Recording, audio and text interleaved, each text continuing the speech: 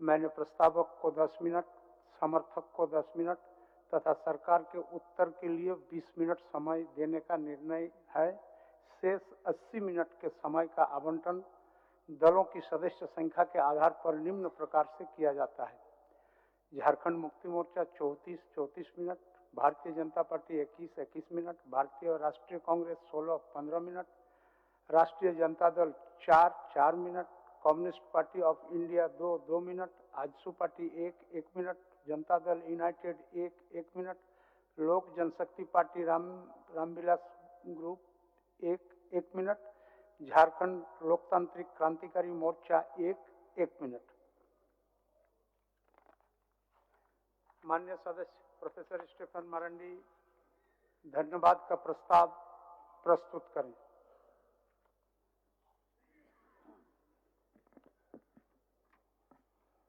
अध्यक्ष महोदय, मैं प्रस्ताव करता हूं कि सदस्यगण माननीय राज्यपाल के अभिभाषण के लिए उनके प्रति कृतज्ञ हैं। अध्यक्ष महोदय, कल सभा में महामहिम राज्यपाल का अभिभाषण प्रस्तुत समर्थन कर रहे थे। माननीय सदस्य श्री प्रदीप यादव, आप समर्थन करिए। अध्यक्ष महोदय, मैं माननीय सदस्य प्रोफेसर स्टीफन मरांडी द्वारा रखे गए प्रस्ताव का समर्थन करता हूं। माननीय सदस्य प्रोफेसर स्टीफन मरांडी, आप चर्चा की शुरुआत करें। अध्यक्ष महोदय, कल सदन में महामहिम राज्यपाल का अभिभाषण प्रस्तुत हुआ। वो कई मायने में बहुत ही महत्वपूर्ण है। अध्यक्ष महोदय, राज्यपाल अभिभाषण के में सिर्फ राज्य के सरकार की इच्छा ही नहीं बल्कि यहाँ की योजनाओं को प्रतिबिंबित करता है। जो हम कहते हैं कि राज्यपाल का अभिभाषण ये योजनाओं का एक आईना है। अध्यक्ष महोदय, इस बार आम निर्वाचन के बाद इस सरकार को, हेमंत सरकार को प्रचंड बहुमत मिला है अध्यक्ष महोदय, और उससे ये उनकी बहुत जिम्मेवारी बढ़ी है। अध्यक्ष महोदय, यहाँ केवल सड़कों का निर्माण और पुल पुलिया का निर्माण ही नहीं बल्कि झारखंड की अस्मिता को रक्षा करना उनका दायित्व है। अध्यक्ष महोदय, अध्यक्ष महोदय, आज हम सरकार की जिम्मेवारी इतनी बड़ी है कि पिछले समय से जो कार्य कर रही है उससे दुगनी बड़ी है। अध्यक्ष महोदय, आज यहाँ बहुत सारे सर्वांगीण विकास की बात अध्यक्ष महोदय, राज्यपाल महोदय के अभिभाषण में है कि किस तरह से सरकार यहाँ काम करना चाहती है। आज यहाँ स्थानीय भाषा को सुदृढ़ करने की बात कही गई है अध्यक्ष महोदय, और स्थानीय भाषा में 10,000 शिक्षकों की बहाली की बात कही गई है। अध्यक्ष महोदय, आज हम देखते हैं कि महिलाओं सशक्तिकरण का बाद हम लोग ने इस पर बहुत ही फोकस किया है अभिभाषण में, और जिसके वजह से आज मैया सम्मान योजना के से उनको आर्थिक मदद आज मिलता है अध्यक्ष महोदय, जिससे हम लोग देख रहे हैं आज हर एक प्रखंड में अंबेडकर लाइब्रेरी बनाने की बात कही गई है अध्यक्ष महोदय अभिभाषण में। और आज विशेषकर हम कहेंगे कि आज हमारे स्थानीय नीति बना करके यहाँ लोगों को रोजगार देना सबसे बड़ी बात है। आज केवल विकास, सर्वांगीण विकास ही नहीं बल्कि यहाँ लोगों को रोजगार देने की बात कही गई है अभिभाषण में। आज विशेषकर हम कहेंगे अध्यक्ष महोदय, खेल खिलाड़ी में आज बहुत पहचान पूरे देश भर में बनाई है झारखंड ने, और उसके लिए खेल यूनिवर्सिटी का निर्माण के लिए भी अभिभाषण में उल्लेख किया गया है अध्यक्ष महोदय।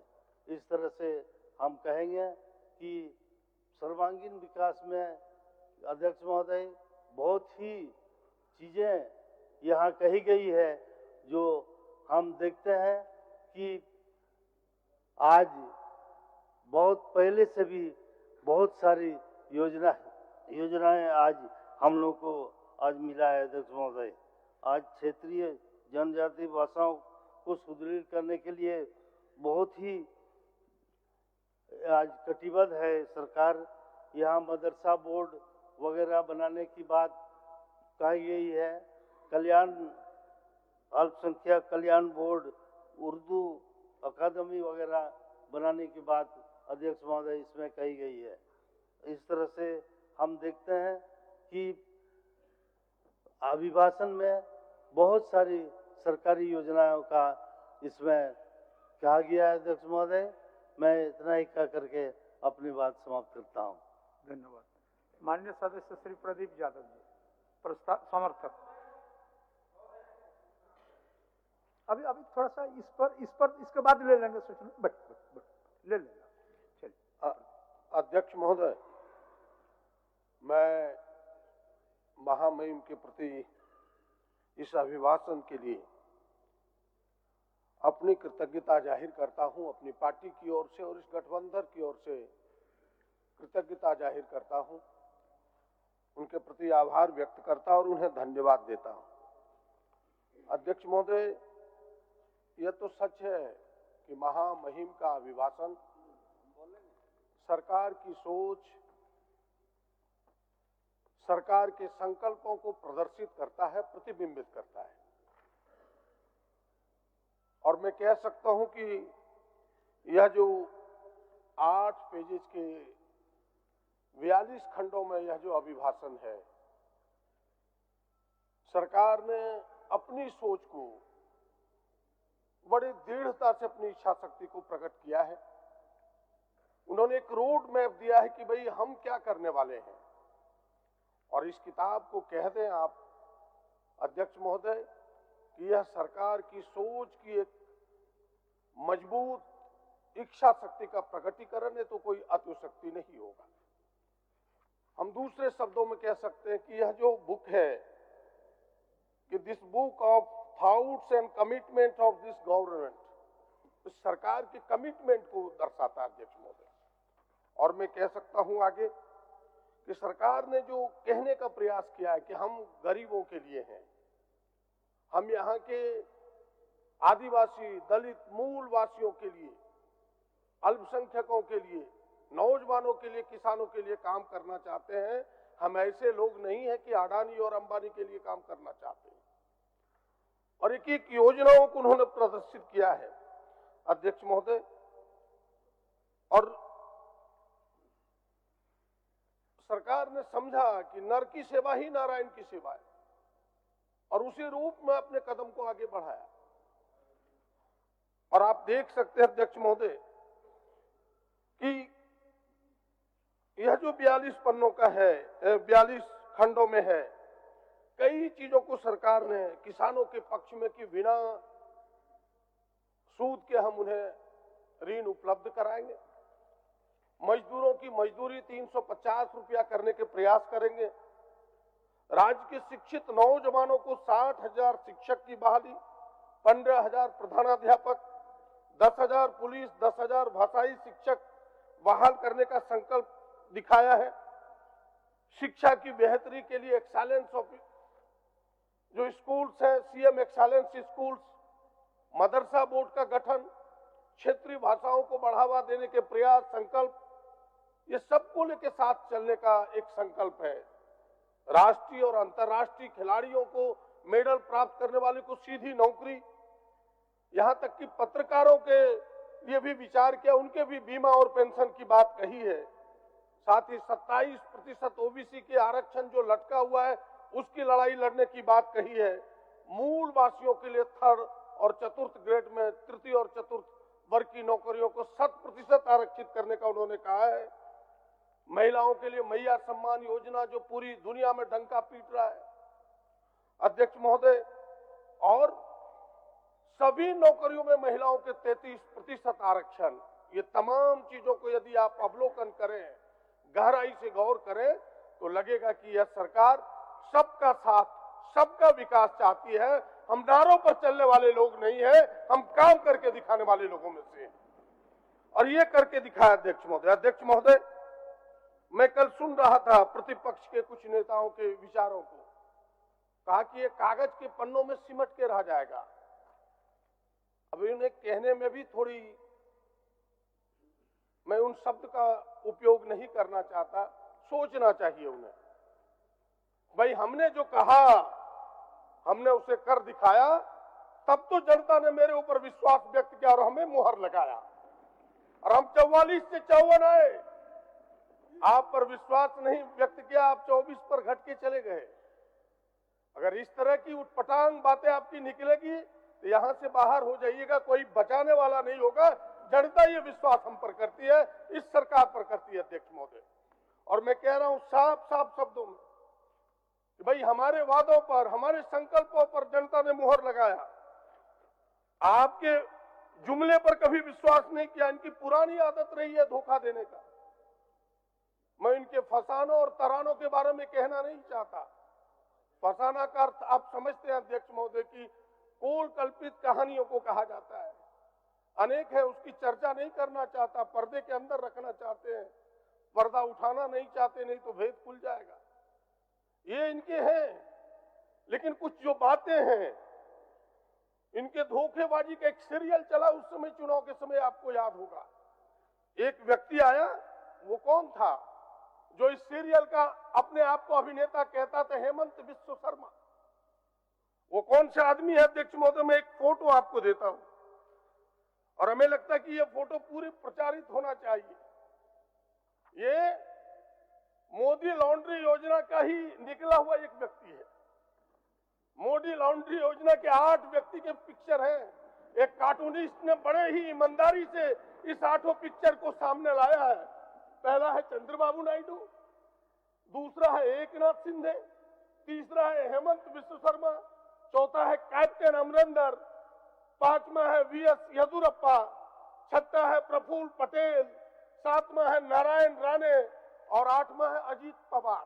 तीसरे नंबर पर है वो विश्व शर्मा साहब। उसी लॉन्ड्री में ढूल करके वो आए। 14 नवंबर को 2014 नवंबर को जब सीबीआई का छापा पड़ा विश्व शर्मा के ऊपर, हाई कोर्ट ने दिया कि भाई वो जो शारदा चिट फंड का जांच सीबीआई करेगा, दौड़े दौड़े इस लॉन्ड्री में अपने कपड़े को सफेद कराने चले गए। वहां से निकल के झारखंड आया अध्यक्ष महोदय, यही वो व्यक्ति है, और वो इसके अभिनेता बने। और उन्होंने धोखेबाजी की एक कहानी शुरू की कि भाई हम मैया सम्मान में जो सरकार ने चलाई, हम भी कोको दीदी चलाएंगे। उसकी तारीख फिक्स कर दी उन्होंने, धोखा देने के लिए झारखंड के मां बहनों को। अध्यक्ष महोदय, मुझे उस पर शर्म ना लगा, उस पर मुझे तकलीफ नहीं लगा, लेकिन तकलीफ लगा कि उस अभिनेता के साथ सहनता बन बैठे। मैं बाबूलाल जी के प्रति बड़ी आदर करता हूं, उनके साथ काम करने का लंबा समय तक मौका मिला है। ये भी उनके सहयोगी बन गए। और एक फोटो आपके सामने देना चाहता हूं अध्यक्ष महोदय, ये है बाबूलाल जी का फोटो। जरा देखिए इस फोटो को, गौर कीजिए। उन्होंने कहा कि हम कोको दीदी भर के दिखाएंगे, सरकार को हिम्मत है तो पकड़ के दिखाओ। बताइए ये क्या है? ये क्या है अध्यक्ष मोदी? ये धोखा नहीं तो क्या है झारखंड के लोगों के साथ? इसीलिए झारखंड के महिलाओं ने, झारखंड के नौजवानों ने, झारखंड के पुरुषों ने कहा कि भाई एक गाना आप सबको पता होगा, साजन चला ससुराल में, कि तुम तो धोखेबाज हो, तुम पर हम विश्वास नहीं करते। उस गाने को अगर आपको याद होगा अध्यक्ष महोदय, तो मैं उस गाने को कहना नहीं चाहता, लेकिन इतना जरूर कहना चाहता अध्यक्ष महोदय कि तुम तो धोखेबाज हो, वादा करके भूल जाते हो। ये गाना खूब चला उस समय कि तुम्हारे ऊपर विश्वास नहीं है। मुझे विश्वास है हेमंत जी पर, मुझे विश्वास है गठबंधन पर, कांग्रेस पर, झारखंड मुक्ति मोर्चा पर, आरजेडी पर इस गठबंधन पर विश्वास है और विश्वास व्यक्त करके 54 सीटों पर पहुंचा दिया कांग्रेस पर। इससे भी बात ना बनी अध्यक्ष महोदय तो इन्होंने यहां दंगा फसाद कराने का प्रयास किया। मान्य सदस्य कंक्लूड करिए। हो नहीं, मेरा 25 मिनट है अध्यक्ष महोदय। आपका और कोई बोलेंगे नहीं? नहीं, 25 मिनट है अध्यक्ष महोदय मेरा। चलिए बोलिए। अभी तो 10 मिनट भी नहीं हुआ। मैं कांग्रेस से और बोलने वाला नहीं, 25 मिनट है, मैं अकेले बोल रहा हूँ अध्यक्ष महोदय। चलिए, इसलिए मैं आपसे कह रहा था इस आपका दल का समय इसमें जोड़ दें। जी जी, इसलिए मैं कह रहा हूं अध्यक्ष महोदय, इससे बात ना बनी तो पूरे राज्य को दंगों की आग में झोंकने का प्रयास। घुसपैठिया क्या है? जरा घुसपैठिया की बात कहने वालों से पूछिए, ये बॉर्डर की सुरक्षा किसके जिम्मे है? कौन करता है बॉर्डर की सुरक्षा? भारत सरकार की जिम्मेवारी है, गृह मंत्री जी की जिम्मेवारी है। अगर घुसपैठिया एक भी आया तो असफलता किसकी है? ये गृह मंत्री यहां जवाब दे और उनके नुमाइंदे यहां जवाब दे। यह सफलता आपकी है। आप घुसपैठ के नाम पर दंगा कराना चाहते हैं। अध्यक्ष महोदय, ये मां की बेटी रोटी का नारा दिया इन्होंने। मणिपुर कभी नहीं गए इनके अमित शाह जी, गृह मंत्री जी। दौड़ दौड़ के झारखंड आए। मणिपुर इन्हें याद नहीं आता जहां बेटियों को नंगा करके घुमाया जाता है, आदिवासी बेटियों को नंगा करके घुमाया जाता है, वो उन्हें शर्म नहीं लगता। और यहाँ की बातें करते हैं कि रोटी बेटी माटी की बात करते हैं अध्यक्ष महोदय। अध्यक्ष महोदय, सवाल ये है, कितने भद्दे भद्दे नारों टी शर्ट पर दिया गया कि बटोगे तो कटोगे, बटोगे तो कटोगे। ये नारे क्या थे अध्यक्ष महोदय? ये नारा यही था कि इस राज्य को हिंदू मुसलमानों में तफरका पैदा करो, लोगों को इस दंगे की आग में झोंक दो और वोट ले लो। ये ऐसे लोग करने वाले लोग हैं।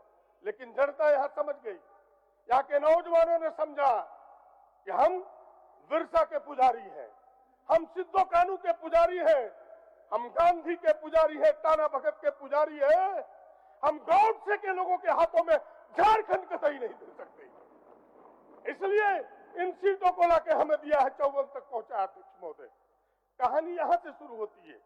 अध्यक्ष महोदय, देश की सत्ता पर बैठे हुए लोगों की जिम्मेवारी बनती है। क्या जिम्मेवारी बनती है? कि देश की धर्मनिरपेक्षता, देश की अखंडता को मजबूत करे। ये उल्टे करते हैं। ये देश की धर्मनिरपेक्षता को ये कमजोर करना चाहते हैं, देश की अखंडता को कमजोर करना चाहते हैं। मुझे वो गीत याद आता है, किशोर कुमार जो आज रहे नहीं, कि चिंगारी यदि भड़के तो सावन उसे बुझाए और सावन ही आग लगाए तो उसे कौन बुझाए। कहानी यही प्रारंभ होती है अध्यक्ष महोदय। ये चिंगारी बुझाने वाले लोग नहीं, चिंगारी भड़काने वाले लोग हैं। इसीलिए मैं आपसे कहने के लिए आया हूं। आपके ध्यान में होगा अध्यक्ष महोदय, इन्होंने थोड़े दिन पहले इनके लोग जो अपने प्रस्तावना है संविधान का, उस प्रस्तावना को भी बदलने के लिए सुप्रीम कोर्ट का इन्होंने गुहार लगाया कि इसमें जो धर्मनिरपेक्षता शब्द है और समाजवाद, उस शब्द को हटाया जाए। सुप्रीम कोर्ट के जो कमिटमेंट्स आए, जो कमिट रहा है अध्यक्ष महोदय, जो उनके विचार आए हैं, वो विचार बड़े स्पष्ट हैं। वह विचार की कॉपी में आपके अवलोकन के लिए भेजता हूं। आप इसे जरूर पाठ बनाएं अध्यक्ष महोदय, आप इसे जरूर पाठ बनाएं। जो उन्होंने कहा उसकी केवल समय कम है, इसलिए मैं सार उसका कहना चाहता हूं कि माननीय कोर्ट ने स्पष्ट शब्दों में कहा, इन शब्दों को लोगों ने with the people of India, उनके जो शब्द है अध्यक्ष महोदय, वाइड स्प्रेड एक्सेप्टेंस है। 44 वर्षों से लोगों ने इसको स्वीकार किया है, एक बड़े विस्तार रूप से। अब इस प्रकार की चीजों को क्यों ये हटाना चाहते हैं, इसकी मंशा क्या है, ये जगजाहिर हो गया अध्यक्ष महोदय। आर्टिकल 52 क्या कहता है? ये संविधान मानने वाले लोग नहीं है। आर्टिकल 52 कहता है अध्यक्ष महोदय इस संविधान का, इस देश का एक राष्ट्रपति होगा जिसमें कार्यपालिका की सारे अधिकार निहित होंगे और वो देश का पहला नागरिक होगा। ये संविधान का आर्टिकल कहता है अध्यक्ष महोदय। लेकिन आपको मैं एक चित्र देना चाहता हूं सामने, आप इस चित्र को देखें जरा। देखिए प्रधानमंत्री बैठे हुए हैं, किशोर जी जरा ध्यान दीजिए, प्रधानमंत्री बैठे हुए हैं, राष्ट्रपति खड़े हैं, जरा देखें आप इसे। राष्ट्रपति खड़े, क्या ये संविधान का उल्लंघन नहीं है? आर्टिकल 52 का उल्लंघन नहीं है? ये जो 52 संविधान का आर्टिकल 52 है, क्या कहता है? राष्ट्रपति सर्वोपरि होगा देश का। और देखिए इस चित्र में महामहिम खड़ी है। मैं मानता हूं कि आडवाणी जी मजबूर है, बैठे हुए हैं। प्रधानमंत्री जी आप किस मजबूरी से बैठे हैं? इसलिए कि आदिवासी महिला राष्ट्रपति है, इसलिए आपने सम्मान नहीं किया, इसलिए इतनी हिम्मत आपने दिखाई कि राष्ट्रपति को खड़ा करके आप बैठे रह गए। अध्यक्ष महोदय, ये इस संविधान को मानने वाले लोग नहीं है। इन्हें विश्वास किस पर है? ये मनुस्मृति पर, ये मनुस्मृति पर विश्वास। इस किताब को देखें, इस पर ये विश्वास करते हैं, इनके संविधान पर विश्वास नहीं करते अध्यक्ष महोदय। और देश के आजादी में लड़े हुए पुरखों को मैं बधाई देना चाहता हूं, हृदय से आभार व्यक्त करता हूं, उन्हें प्रणाम करता हूं 100 बार कि हमें ये संविधान दिया, जिस कारण से हम सब बोल पाते हैं, हम सब यहां तक पहुंच पाए। वरना ये तो इसी मनुस्मृति को लेकर चलते। उसके केवल एक खंड को आपको पढ़ के सुनाता हूं अध्यक्ष महोदय। मनुस्मृति के 4थे अध्याय का 80 और 81 श्लोक को मैं पढ़ता हूं अध्यक्ष महोदय। न शूद्राय मति दद्यात्, न उच्छिष्टतम हवितृष्टम, न च अस्य उपदेशे धर्म, न च अस्य व्रतम आदिशेष। और दूसरा है यो ही अस्य धर्ममाचेष्टे यह च एव आदि सती व्रतम, सौ समृतम नाम तम, सौ तनेव मज्जात। यानी कह रहा है इस सूत्र को सुनने का तो दूर, उसको कोई उपदेश भी नहीं दे सकता धर्म का। जो उपदेश देगा उसको धर्म का, वो भी उसके साथ नरक का भागी बनेगा। इसके ये समर्थक है, ऐसे लोग हैं ये संविधान को मानने वाले लोग नहीं है अध्यक्ष महोदय। और मैं कहना चाहता हूं कि यहाँ संविधान की लड़ाई हम सब हेमंत सोरेन के नेतृत्व में लड़ रहे हैं, और पूरे देश में संविधान को बचाने की लड़ाई राहुल गांधी के नेतृत्व में हम सब लड़ रहे हैं। हो गया संविधान को माननीय सदस्य, हो गया आपका समय। नहीं अध्यक्ष महोदय, है समय, आप देखें, हो गया समय है, हो गया समय आप देखें। अब हो गया। हाँ, बस 2 मिनट आपका ले रहा हूँ अध्यक्ष महोदय। 1 मिनट में समाप्त करिए। नहीं, 25 मिनट है, अभी 23 मिनट, अभी 11:23 हुआ अध्यक्ष महोदय, अभी 11:23 हुआ। बैठिए, आप बैठे, चलिए 11:23 हुआ अध्यक्ष महोदय। इन्हें लोकतंत्र पर विश्वास नहीं, ये सकारात्मक बातों को कहते नहीं। आपने देखा जब यह चुनी हुई सरकार किस प्रकार IT, ED से इन्होंने तंग किया था, वो तो हेमंत जी की हिम्मत थी जो हम सब लौट के आए अध्यक्ष महोदय। अध्यक्ष महोदय, मैं आपके आग्रह को मानते हुए इतना जरूर कहना चाहता हूं कि ये लोग फिर से हमें तंग करेंगे, फिर से हमें परेशान करेंगे, लेकिन हम सब डरने वाले लोग नहीं है। बस आज की मौसम में, आज के समय जो माहौल इन्होंने बनाया है पूरे देश में, जो जनता की पुकार है, 4 पंक्तियों को कह करके मैं आप अपने विचार को विराम दूंगा अध्यक्ष महोदय। कि वक्त आया है, इन 4 पंक्तियों से अभिव्यक्त करता हूं। उठो अब गौतम समाधि को छोड़ो, उठो अब गौतम समाधि को छोड़ो, उतर आओ ईसा सलीबों को तोड़ो, अब आओ मोहम्मद कहो फिर से कूड़ा कि फिर से मोहब्बत को भूला है इंसान। अब आओ नानक निधेवान बनकर चले आओ अब तो हिमालय से शंकर के फिर जहर को इस जमीन से मिटाओ। ये पीरो, ये फकीरो, ये विरसा, ये सिद्धो सभी लौट आओ, अब एक साथ सबको मोहब्बत सिखाओ। हे माधव अभी मत से बंसी बजाओ, अभी सिर्फ हमको ये हासिल नहीं है, उठो हम सफीरो, ये मंजिल नहीं है। अध्यक्ष महोदय, इन्हीं चंद बातों के साथ कि माननीय सदस्य हमलाल मुर्मू जी, सरकार ने रखा है, उनको केवल एक सुझाव देते हुए कि सारी बातें आई है, लेकिन जाति जनगणना सरकार ने पहले से संकल्प लिया है, वो जाति जनगणना हो। इन्हीं सुझावों के साथ आपको साधुवाद और अपने महामहिम राज्यपाल के प्रति फिर से एक बार कृतज्ञता व्यक्त करते हुए गठबंधन की ओर से धन्यवाद, नमस्कार, जोहार। हमलाल मुर्मू जी।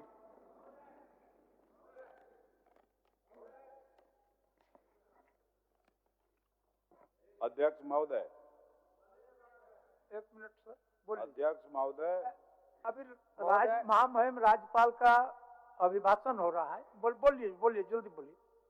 महोदय, आज एक दैनिक भास्कर में एक फ्रंट पेज पर न्यूज छपी है महोदय, उसमें साफ दिखाई पड़ रहा है कि किस प्रकार से पलामू में बालू की किल्लत है और बोरे में बालू है 45 से 50 रुपये मिल रहा है।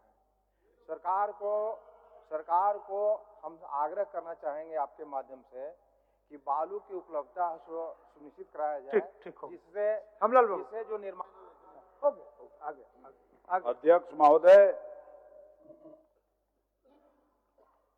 माननीय राज्यपाल के द्वारा जो कल अभिभाषण इस हाउस के अंदर उन्होंने किया है और इस अभिभाषण में उन्होंने इस राज्य के सभी विभागों पर और इस राज्य का सर्वांगीण विकास कैसे हो, इस संबंध में सरकार के तरफ से और सरकार का एक दर्पण रखा है उन्होंने। महोदय, एक तो सरकार ये गारंटी कर रही है कि इस राज्य में किसी भी व्यक्ति को भूखों नहीं मरने दिया जाएगा। 7 किलो चावल और 2 किलो दाल हर महीना उन्हें मुहैया कराया जाएगा। महोदय, शिक्षा के क्षेत्र में कैसे ये राज्य बढ़े, उसके लिए उन्होंने बड़ी स्पष्ट तौर पर 60,000 प्राथमिक शिक्षकों की नियुक्ति, 15,000 प्रधानाध्यापक की नियुक्ति, साथ ही साथ 10,000 2,500 लिपिकों की नियुक्ति, 10,000 सिपाही की नियुक्ति और 10,000 क्षेत्रीय भाषाओं की भाषा शिक्षकों की नियुक्ति।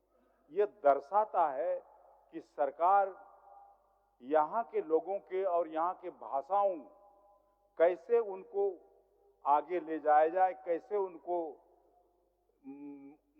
इस भाषा से जोड़ा जाए, इसके प्रति इनकी प्रतिबद्धता इसमें झलक रहा है। महोदय, मैं एक शायरी से अपना बात शुरू करता हूं। महोदय, जिनको वो नजरों की बात करते हैं, जमीन पर सितारों को उतारने की बात करते हैं, वो बस्तियों को लूटने वालों हाथ जोड़कर भरी सभा में सुधारों की बात करते हैं।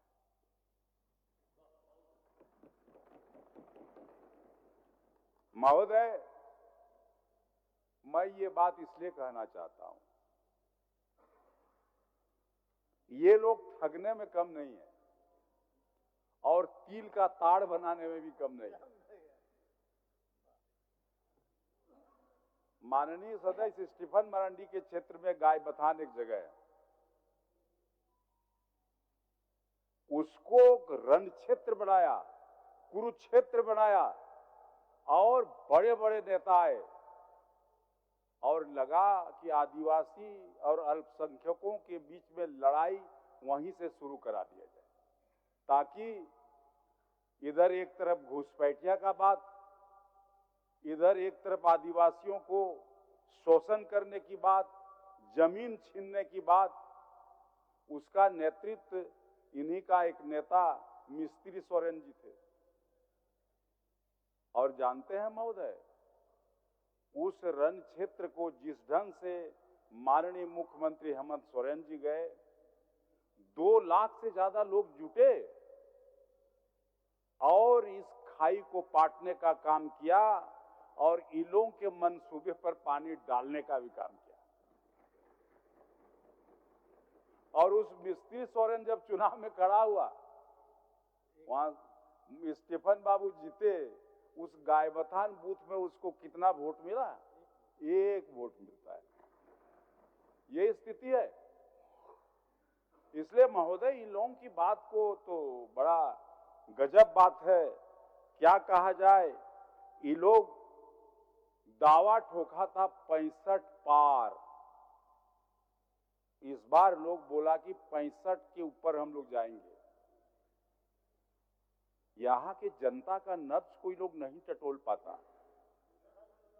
यहां के लोगों को ये लोग समझ नहीं पाता। थोड़ा बहुत बाबूलाल मरांडी जी, चंपई सोरेन जी समझने का प्रयास किया।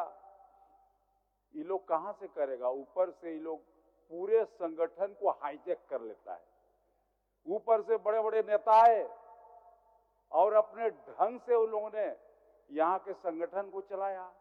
कैसे चुनाव लड़ा जाए उसकी बात की, और वो 65 पार क्या हुआ महोदय?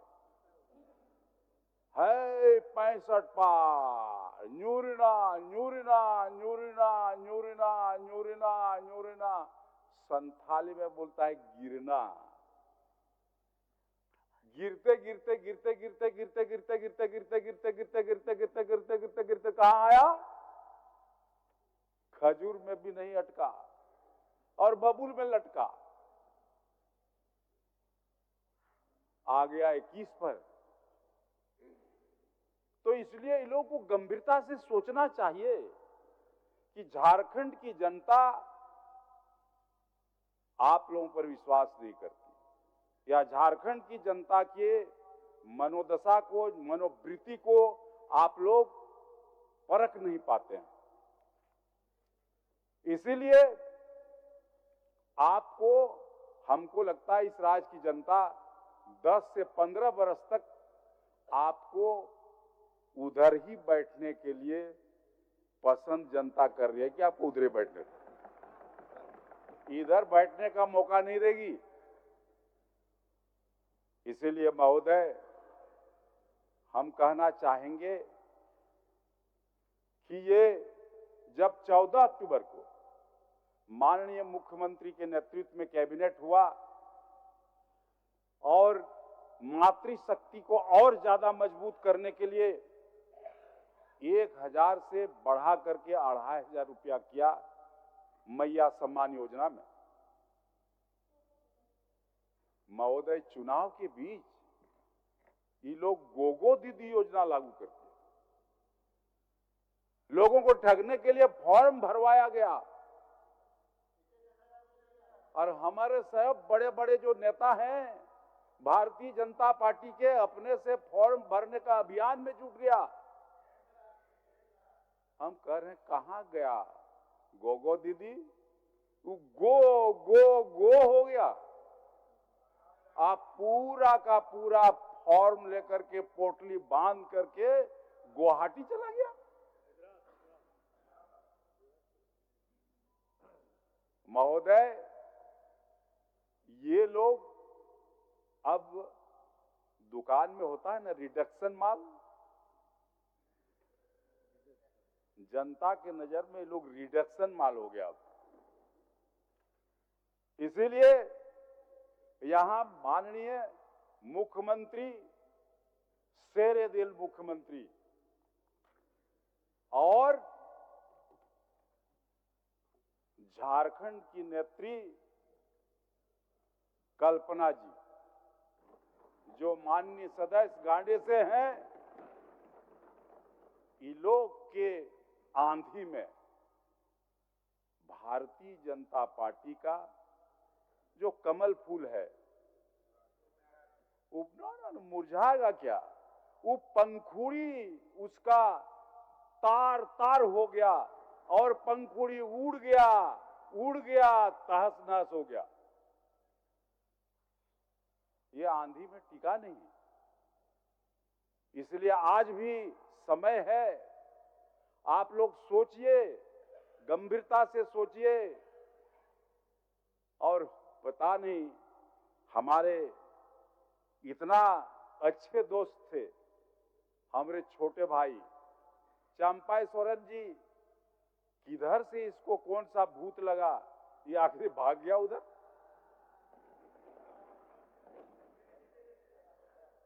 अभी भी हमको लगता है आपको प्रतिशोध करना पड़ेगा।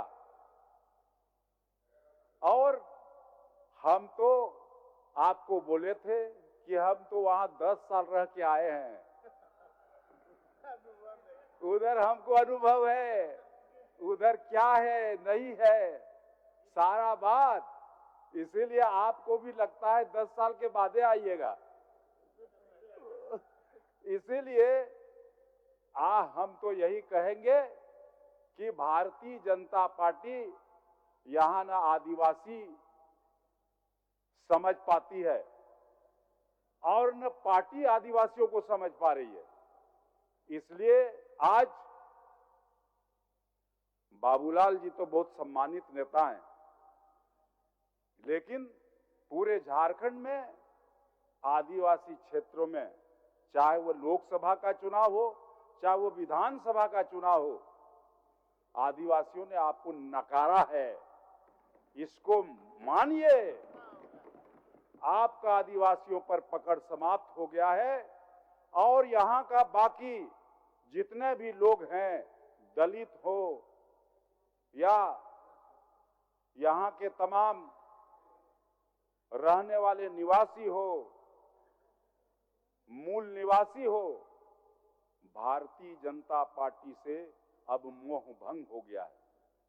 इसीलिए हम तो यही कहेंगे कि झारखंड मुक्ति मोर्चा के नेतृत्व में जो गठबंधन है, यही गठबंधन इस राज्य को आगे बढ़ाने का काम कर सकती है।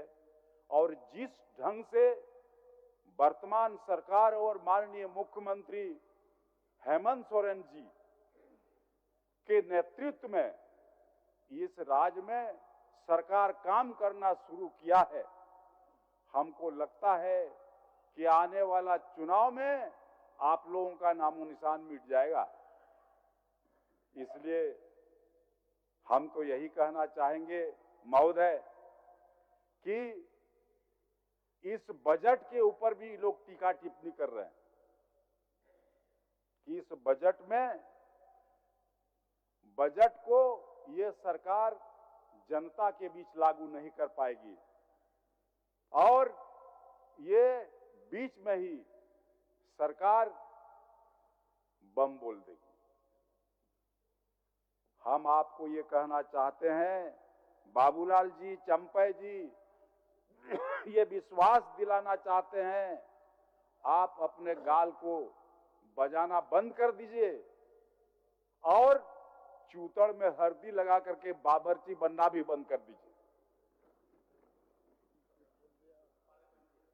अब चूंकि इसको महोदय ये सरकार अपने पूरे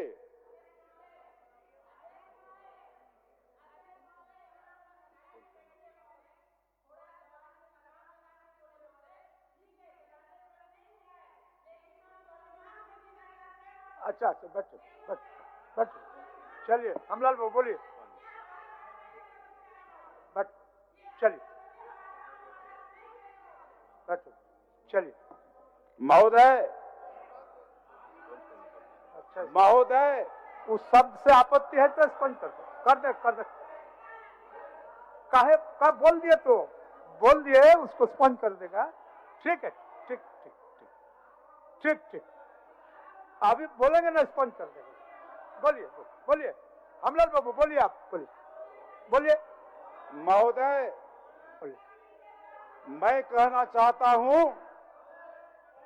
कि ये सरकार हो गया, बोल दिए तो इस राज्य के सर्वांगीण विकास के लिए, इस राज्य के सर्वांगीण विकास के लिए काम करेगी और निश्चित रूप से इस राज्य को आगे बढ़ाने का काम करेगी।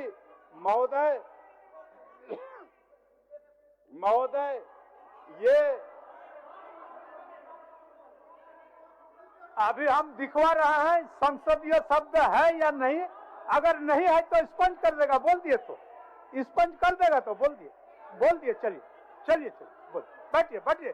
आज अभी हम लोग को 5 साल रहना है, 5 साल रहना है। बैठिए, हो गया हमलाल बाबू, हो गया आपका जी। माननीय सदस्य बाबूलाल मरांडी जी, हो गया भाई, स्पंज करवा दिए।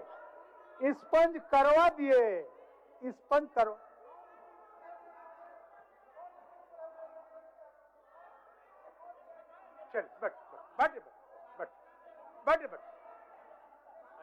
अच्छा अभी आराम से बैठे ना, चलिए बाबूलाल जी, समय सीमा को बैठिए। बाबूलाल जी को पुकार दिया, हो गया। फिर 2 माननीय सदस्य है आपके तरफ से। बाबूलाल जी चलिए, बाबूलाल जी का भाषण हो रहा है।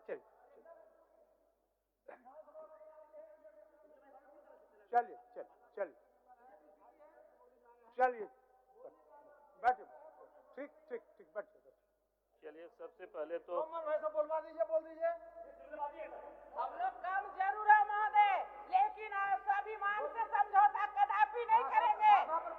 और अगर भाषा पे कंट्रोल नहीं होगा महोदय, तो बर्दाश्त नहीं करेंगे महोदय। ठीक है, बोलिए।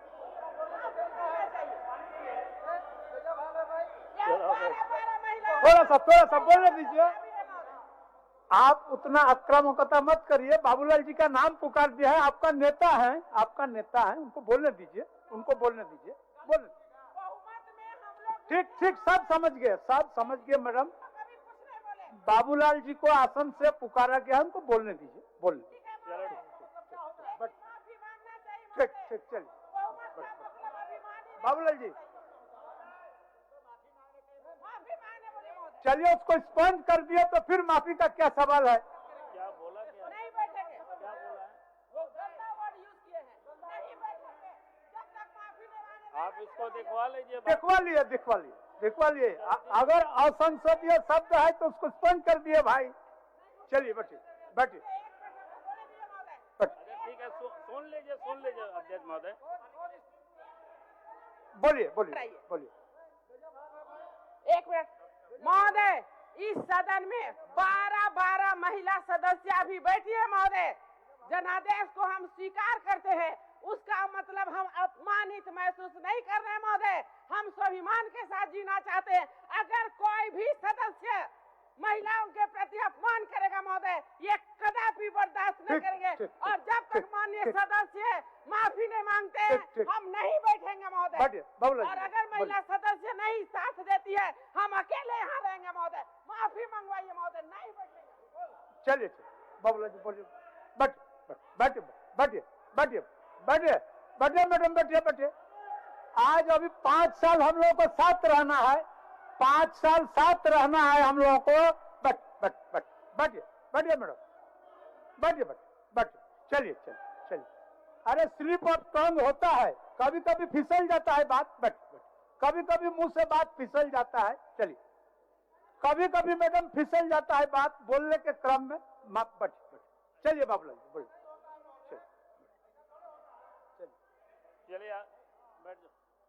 चलिए अध्यक्ष महोदय, पहले तो आपको बोलने के लिए बहुत बहुत धन्यवाद देता हूं, और साथ ही राज्य के महामहिम राज्यपाल के प्रति भी मैं आभार व्यक्त करता हूं। अभी हमने सुना, और मैं इतना जरूर आपसे आग्रह करूंगा, क्योंकि कोई भी सदस्य और सीनियर सदस्य किसी के बारे में भी अपशब्द का प्रयोग ना करे, इसका आपको ख्याल रखना ही पड़ेगा। क्योंकि सदन को चलाना आपकी जिम्मेवारी है, तो आप इन बातों को मजबूती से आपको इसका पालन करना। मैं अपनी बात को बहुत ही संक्षिप्त में, चूंकि हमारे साथ और भी एक वक्ता को मैंने कहा है बोलने के लिए, इसलिए मैं अपनी बात को संक्षिप्त में ही कहूंगा। एक तो बहुत जनादेश के बारे में जिस प्रकार से कहते हैं कि उपहास उड़ाया गया, लेकिन मैं इतना जरूर कहूंगा कि विधायक को जानकारी होनी चाहिए कि आज भी भारतीय जनता पार्टी सी के अंक गणित के मामले में हम पीछे रहे, लेकिन 33% से अधिक वोट हमने भी लाया है इतनी बड़ी तादाद में राज्य की जनता का। अरे ठीक है ना बात अब मैडम मैडम ऐसा नहीं, मैडम ऐसा नहीं मैडम वैसे नहीं, बोलने दीजिए, अपने नेता को बोलने दीजिए, अपने नेता को बोलने दीजिए, आप अपना नेता का बात सुनिए तो सुनिए।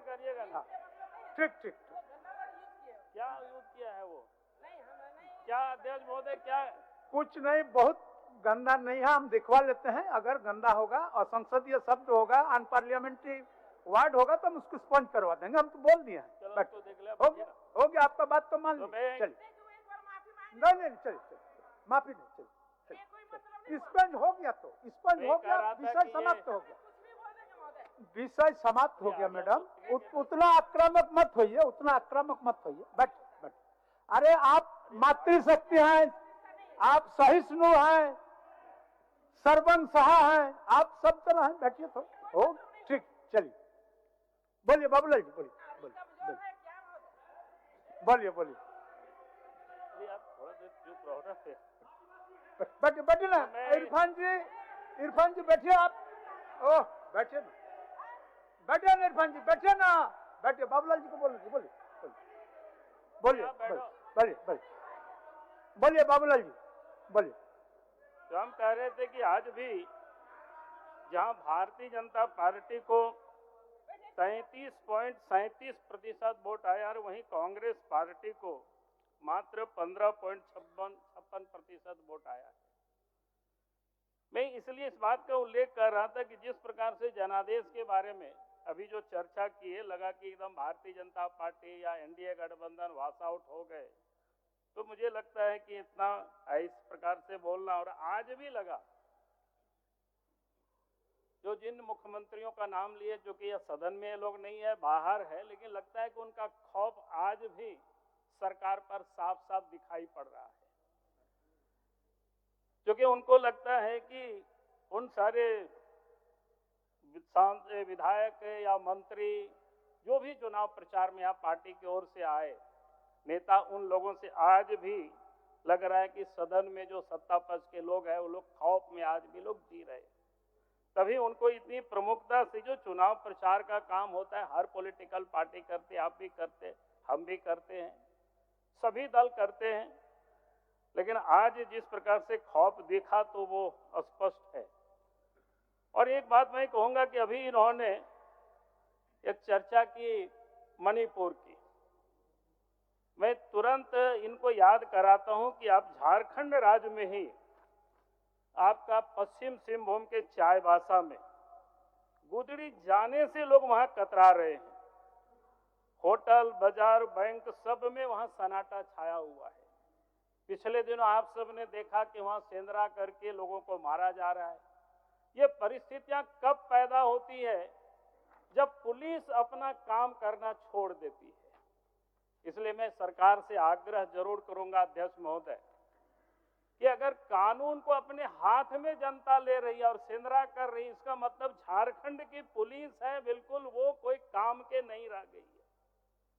और ये मणिपुर की बात कर रहे हैं, तो मैं तो कहूंगा कि सरकार के मंत्री को उन क्षेत्रों में जाना चाहिए, वहां देखना चाहिए। चाईबासा कोई बहुत दूर नहीं है, गुदड़ी बहुत दूर नहीं, वो इलाका वहां जाना चाहिए, क्योंकि मणिपुर तो बहुत दूर है। आपको मणिपुर हम नहीं भेजेंगे, लेकिन यहाँ जरूर जाना चाहिए और देखना चाहिए कि वहां की स्थिति क्या है। नहीं, हमने क्या कर रहे, रोज देख रहे हैं, अखबार में छप रहा है, वहां लोग जाने से कतरा रहे हैं, इरफान साहब हो रही है, लोगों को सेंधरा कर रहे हैं। अध्यक्ष महोदय आप बोलने दीजिए, सीनियर नेता है, बोलने दीजिए। माननीय मंत्री जी बैठिए।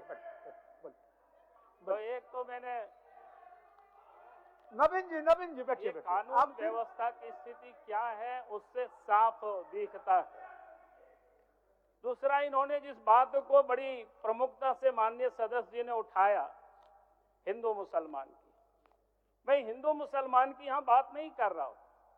मैं कह रहा हूं कि डेमोग्राफी झारखंड में जिस प्रकार से बदला है वो सबके लिए चिंता का विषय है, और उसमें से सबसे अधिक अगर कोई प्रभावित होंगे सीधा पहला तो वो आदिवासी समाज के लोग होंगे। झारखंड हो और उसे सबसे अधिक संथाल परगना प्रभावित है। अगर मैं डेमोग्राफी का एक छोटी सी आंकड़ा मैं कहूं तो 1951 में जहां 35% एसटी थे, 35% से अधिक थे, वहीं पर 2011 में मात्र 26% है झारखंड में। आखिर हमारी आबादी कहां कम हुई?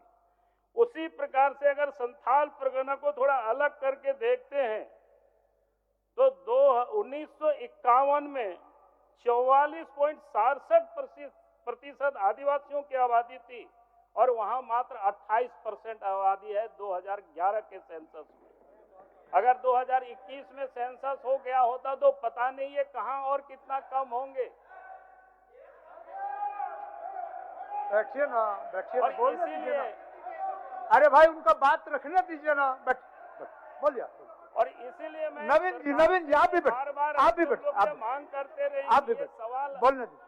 इधर का उधर का नहीं है, सवाल झारखंड का है, झारखंड के आदिवासियों के अस्तित्व का सवाल है। अगर इतनी बड़ी संख्या किसी की कम हो जाए तो आखिर क्यों कम हुई है? अलग अलग भी कह सकते हैं, किसकी आबादी कितनी बढ़ी है वो भी मैं बता सकता हूं। तो ये हमें इस बात की चिंता करनी चाहिए सरकार को, और इसीलिए हमने कहा कि सरकार अगर ये कह रही है कि राज्य सरकार कुछ नहीं कर सकती है तो फिर आप राज्य सरकार, आप भारत सरकार को भेज दीजिए। हम झारखंड में सरकार से आग्रह करके एनआरसी करा दिया जाए ताकि ये पता चलेगा कि कौन कहां से आए हैं, कब आए हैं, कैसे आए हैं और कैसे कौन बसे हुए हैं, ताकि आदिवासियों भी कैसे कम हुई है जनसंख्या, इसके बारे में हमें ये पता होनी चाहिए, जो हमारे राज्य की यह सुरक्षा का मामला है। अध्यक्ष महोदय, मैं आगे और विषय की अभी आप ही राज्यपाल के अभिभाषण में कई एक विषय आए जिसमें उन्होंने एक तो बहाली की अभी चर्चाएं हुई, लेकिन मैं इतना कहूंगा कि उस बहाली की चर्चा से लगता तो बहुत प्रसन्नता होती है कि हाँ इतने लोगों की बहाली हो जाएगी, लगभग 97,000 ऐसा कोई लगभग 1 लाख की संख्या है।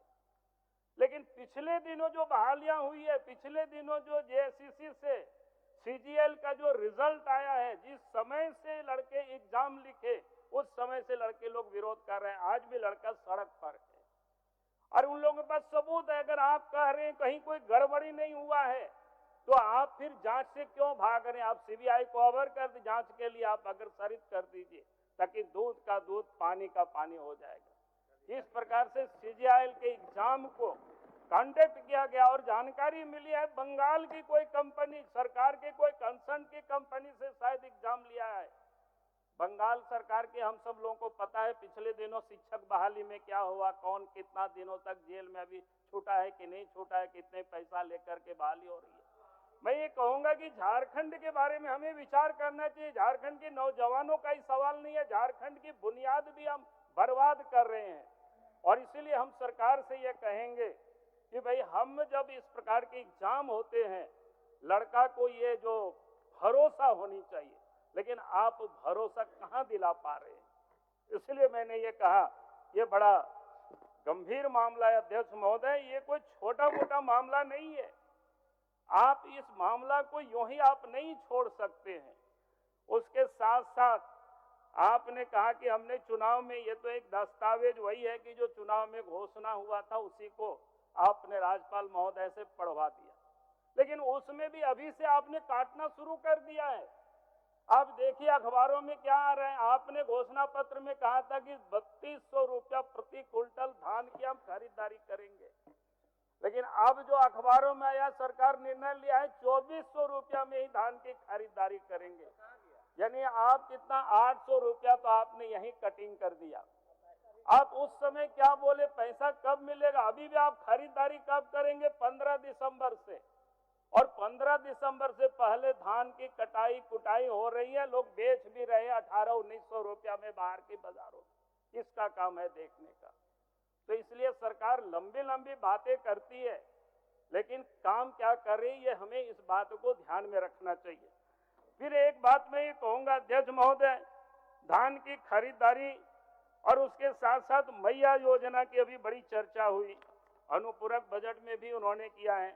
लेकिन मैं देख रहा था कि आज हमको लोगों ने पत्र भेजा, रांची के डीसी ने सभी वीडियो को पत्र लिखा है।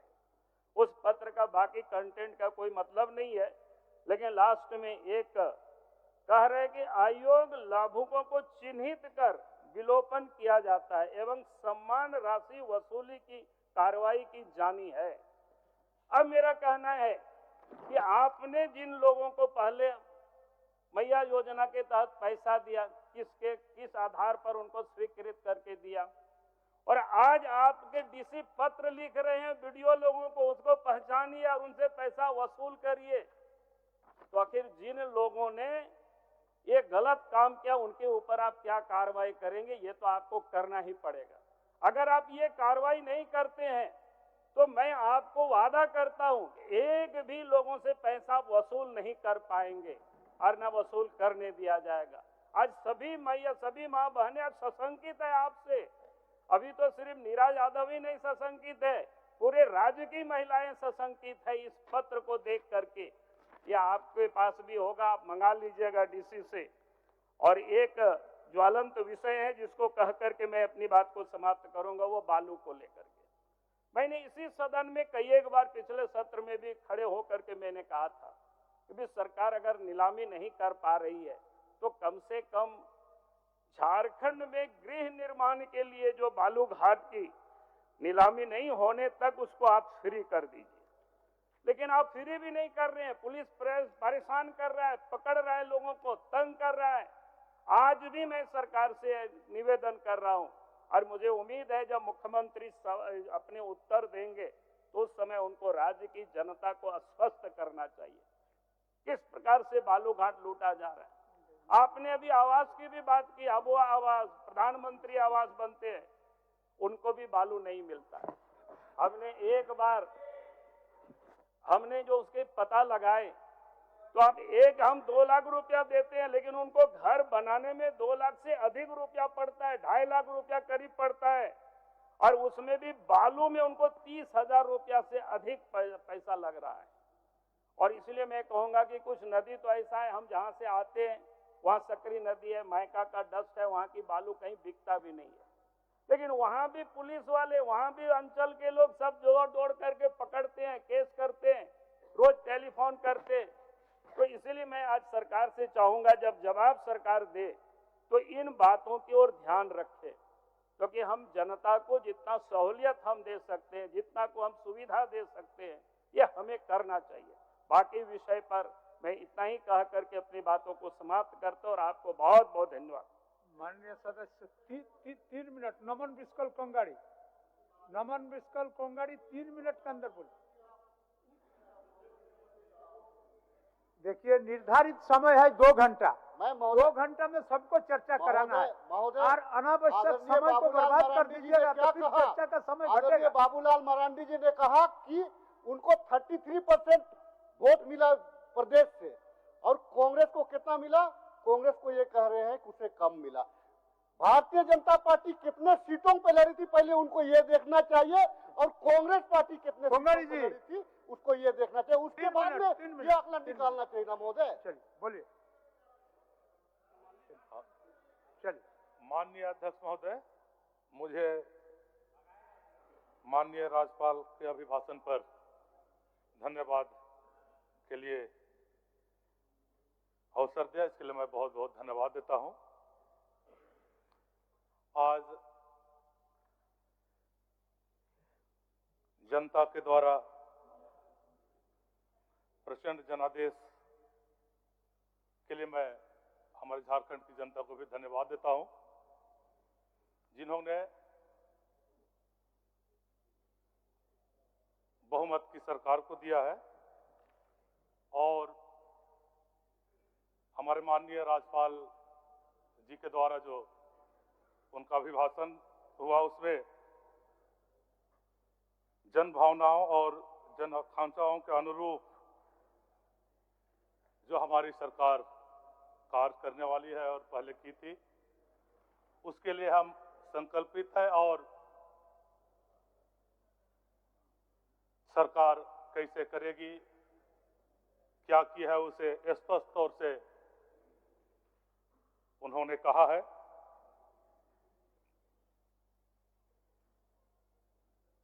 करीब सभी मुद्दों पर हमारे पक्ष के साथियों ने अपनी बातों को रखा है। मैं सिर्फ इतना बता देना चाहूंगा कि हमारी सरकार ने जो युवाओं के लिए रोजगार के अवसर जो देने के लिए जो घोषणाएं की हैं, जो राज्यपाल के द्वारा आया है, वह निश्चित तौर से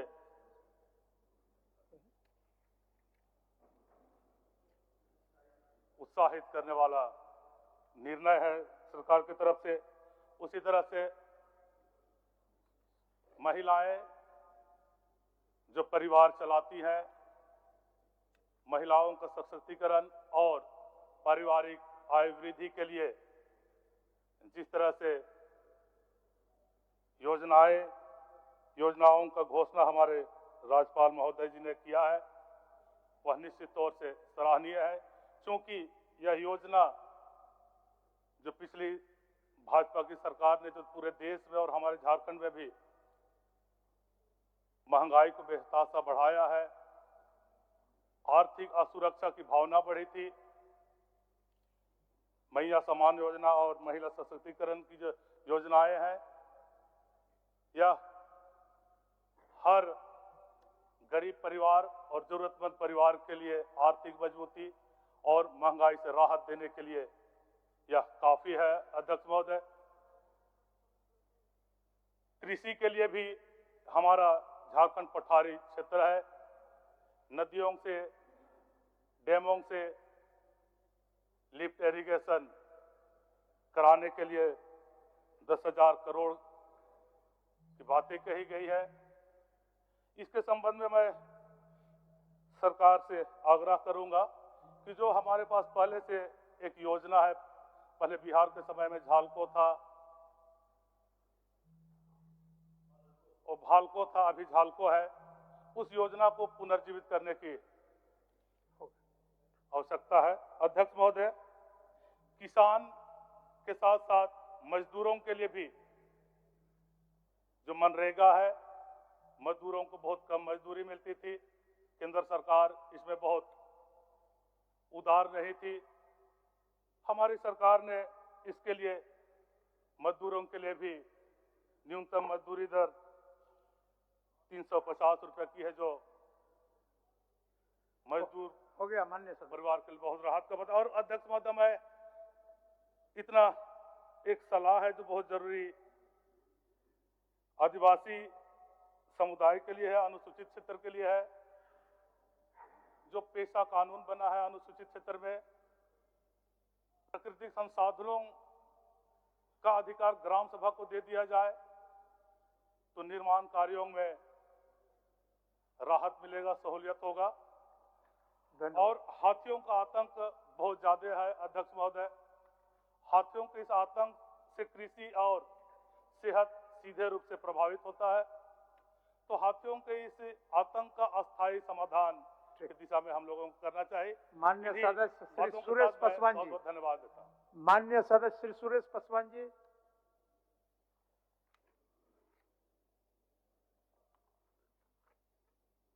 माननीय अध्यक्ष महोदय, माइक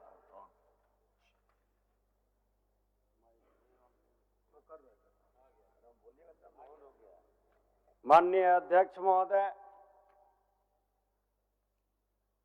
माननीय मुख्यमंत्री हेमंत सोरेन जी के नेतृत्व में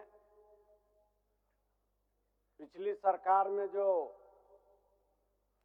विकास हुआ है, काबिले तारीफ हुआ, जिसका परिणाम इस बार राज्य के जनता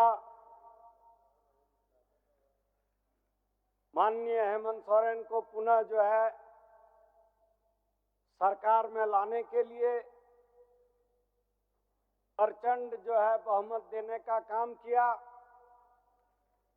जिसका परिणाम आज पूरे राज्य के जनता का आशीर्वाद पुनः जो है हेमंत सोरेन का सरकार आज बना। महोदय,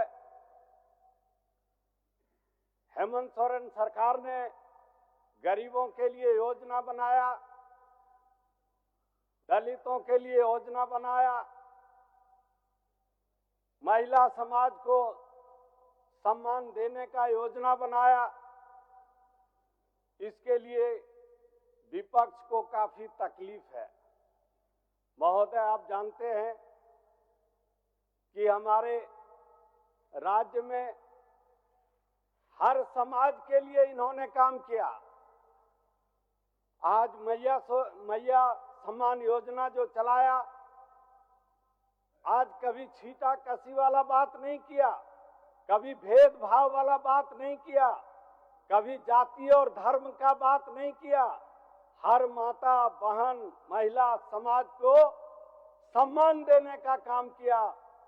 आज इंडिया गठबंधन की सरकार, हेमंत सोरेन सरकार आज यह योजना चला करके पूरे राज्य में उफान लाने का काम किया। आज जो बहुमत सरकार में आने का जो आज सरकार आज गरीबों के लिए जो योजना बनाया, उसके चलते आज जो है सरकार को इतना लाभ मिला।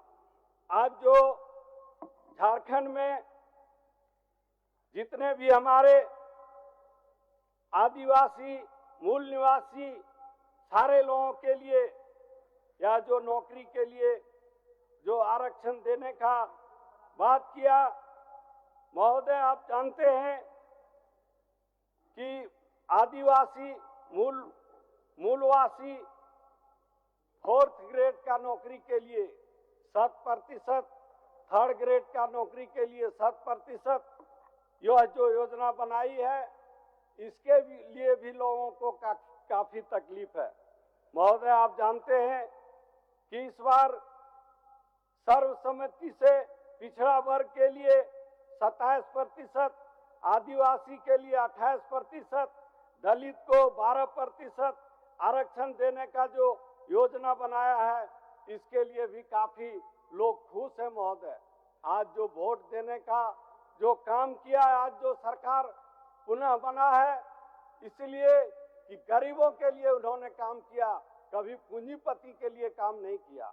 आप जानते हैं महोदय कि आदिवासी क्षेत्र में गरीबों के लिए यह योजना जो बनाया गया है, इसके लिए माननीय सदस्य, हमारी सरकार, माननीय सदस्य समय हो गया, आपको आवंटित समय के अंदर ही बोलने का प्रयास करें। महोदय, इस बार जो है महोदय बार बार बांग्लादेशी का बात कर रहे हैं। केंद्र सरकार, आप जानते हैं महोदय, यह घुसपैठी का जो बात कर रहे हैं बार बार, उसमें केंद्र सरकार जो है बॉर्डर एरिया का जो है मास्टर माइंड है, और जो है बात करते हैं कि झारखंड में बांग्लादेशी घुस गया। महोदय, पहले बांग्लादेश क्रॉस करेगा, पहले बंगाल आएगा, इसके बाद में झारखंड आएगा। महोदय, इसका किसका जिम्मेवारी है? केंद्र सरकार का जिम्मेवारी है।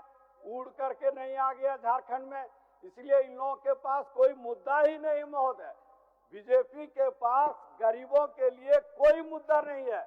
न कभी नौकरी का बात करेगा, कभी गरीबों का बात करेगा, न कभी महंगाई का बात करेगा।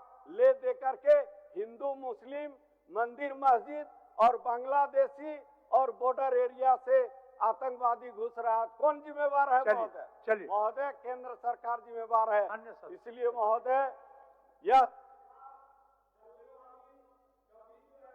बीजेपी का सरकार कभी झारखंड में प्रवेश करने वाला नहीं है। अब बांग्लादेशी क्या प्रवेश करेगा झारखंड में? बीजेपी अब प्रवेश नहीं कर पाएगा। इसलिए शांति से बैठिए।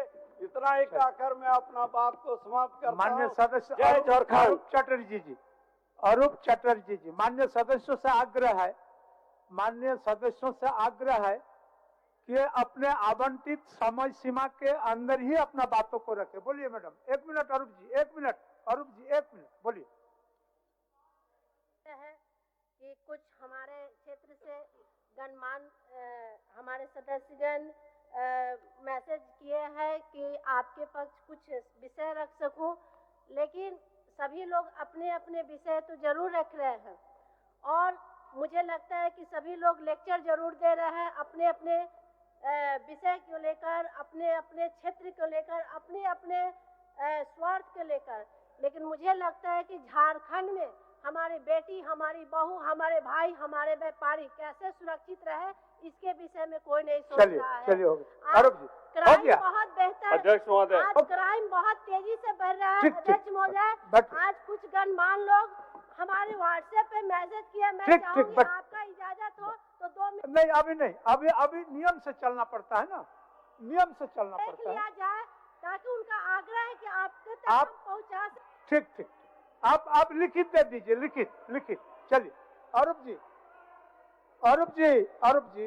अध्यक्ष महोदय, मैं सबसे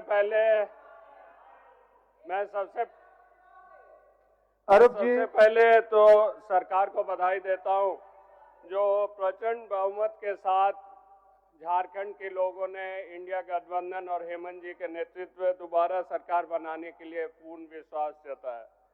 अध्यक्ष महोदय, चूंकि मेरी समय सिर्फ 2 मिनट ही आवंटन किया गया, मैं सीधे पॉइंट्स पे आऊंगा। हम सबसे खुश है जो ये पहली बार या पहली सरकार है देश में जिसने सहारा इंडिया के पीड़ित परिवार के निवेशकों की लड़ाई खुद लड़ रहे हैं। वो गवर्नर भाषण में भी, माननीय राज्यपाल की अभिभाषण में साफ तौर पर कहा गया है, जो सर्वोच्च न्यायालय से लेकर राज्य की हर न्यायालय और संसद से लेकर सड़क तक हर मोर्चे पर पूरी मजबूती से लड़ी जाएगी जब तक राज्य के सभी निवेशकों को भुगतान ना हो। मैं झारखंड राज्य के जिन सहारा पीड़ितों ने अपने प्राण गंवाए अथवा दुख या अवशब्द में आत्महत्या करने में मजबूर हुए हैं, उनके परिजनों को भी सरकारी स्तर पर आर्थिक सहायता प्रदान की जाएगी। ये अपने आप में बहुत बड़ी स्टेप है, जहां एक तरफ भाजपा उत्तर प्रदेश में जाकर अमित शाह जी सहकारिता मंत्री हैं केंद्र सरकार की, वहां बोलते हैं जो अखिलेश यादव के कारण सहारा इंडिया की पैसा नहीं मिल रही है। झारखंड में चुनाव के दौरान वो आके यहाँ कहते हैं जो हेमंत जी के कारण पैसा नहीं मिल रही है। अध्यक्ष महोदय, सहारा इंडिया के झारखंड में 1 करोड़ से भी ज्यादा पीड़ित परिवार है और यहाँ लगभग 25,000 करोड़ से ऊपर देनदारी है सहारा इंडिया की, और पूरी पैसा जो है वो पूरी मंत्रालय है जो केंद्र सरकार के गृह मंत्री के पास है, सहकारिता मंत्री। वहाँ 5,000 करोड़ मात्र वो जितने भी सरकारी जो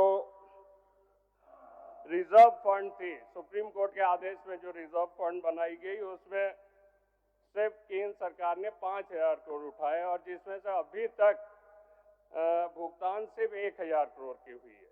वो जो पोर्टल डेवलप किया, उस पोर्टल में जितने भी लोगों ने अप्लाई किया, सारा वो पोर्टल रिजेक्ट कर देते हैं। तो वो पोर्टल ही एक ऐसी बनाई गई है जिन लोगों के आवेदन रिजेक्ट करे और पैसा नहीं दिया जाए। एक तरफ हम लोगों के ऊपर एलिगेशन लगाते हैं, दूसरी तरफ जब सुब्रत राय डेथ करते हैं तो हमारे रक्षा मंत्री जाके उनके परिवार के साथ मिलते हैं। तो एक तरफ बीजेपी उसको समर्थन कर रहे हैं, उनकी पैसा पीड़ित परिवारों को नहीं दे रहे, और दूसरी तरफ हमारे माननीय मुख्यमंत्री पर एलिगेशन लगा रहे। तो ये सरकार की बहुत बड़ी उपलब्धि होगी अगर सरकार इनको न्याय दिला सके। धन्यवाद, हो गया। माननीय सदस्य सरजू राय जी। माननीय अध्यक्ष जी, अपार बहुमत के साथ सरकार आई है और इस सरकार की नीति की झलक मिलनी चाहिए थी माननीय राज्यपाल महोदय के अभिभाषण से। मैं देख रहा हूं कि 5 साल पहले 2020 में जब पहली बार विधानसभा गठित हुई चुनाव के बाद, उस समय कुछ बातें कही गई थीं। उन बातों के बारे में मुझे लगता है कि सरकार का उत्तर आएगा तो बताना चाहिए। उसमें एक बार कहा था उस समय माननीय राज्यपाल महोदया ने कि हिंदी सहित समस्त बोली जाने वाली सभी भाषाओं का विकास करने के लिए एक आयोग बनेगा। पर आज अब इस बार जो कहा गया है उसमें केवल कहा है कि राज्य में मदरसा बोर्ड का गठन किया जाएगा और अल्पसंख्यक कल्याण बोर्ड और उर्दू अकादमी का ही गठन होगा। तो सभी भाषाओं के अकादमी की बात के लिए अकादमी बनाने की बात कही गई थी जो यहाँ बोली जाती हैं, वह इसमें से गायब है। यह चिंता का विषय है महोदय। दूसरा महोदय कि कुछ चीज़ें स्पष्ट नहीं हैं। इसके 20वीं कंडिका में कहा गया है कि केजी क्लास से पीएचडी तक निःशुल्क शिक्षा प्रदान की जाएगी। महोदय इसका अर्थ समझ में नहीं आ रहा है। सरकारी जवाब होगा तो जरा इसको समझा दिया जाएगा कि केजी से पीएचडी तक निःशुल्क शिक्षा किसको दी जाएगी, कैसे दी जाएगी महोदय। और महोदय इसी तरह से उसमें कहा गया था कि जमशेदपुर शहर को स्टार गार्बेज फ्री सिटी बनाया जाएगा।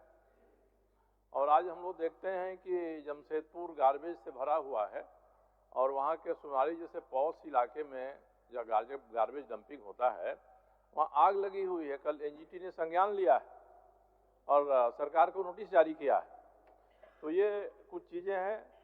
दूसरे जो ऐतिहासिक धरोहर हैं, पर्यटन स्थल बनाएंगे, वहाँ सस्ता आवास सुविधा देंगे, ये सब चीज़ें नहीं हुई हैं 5 साल में महोदय।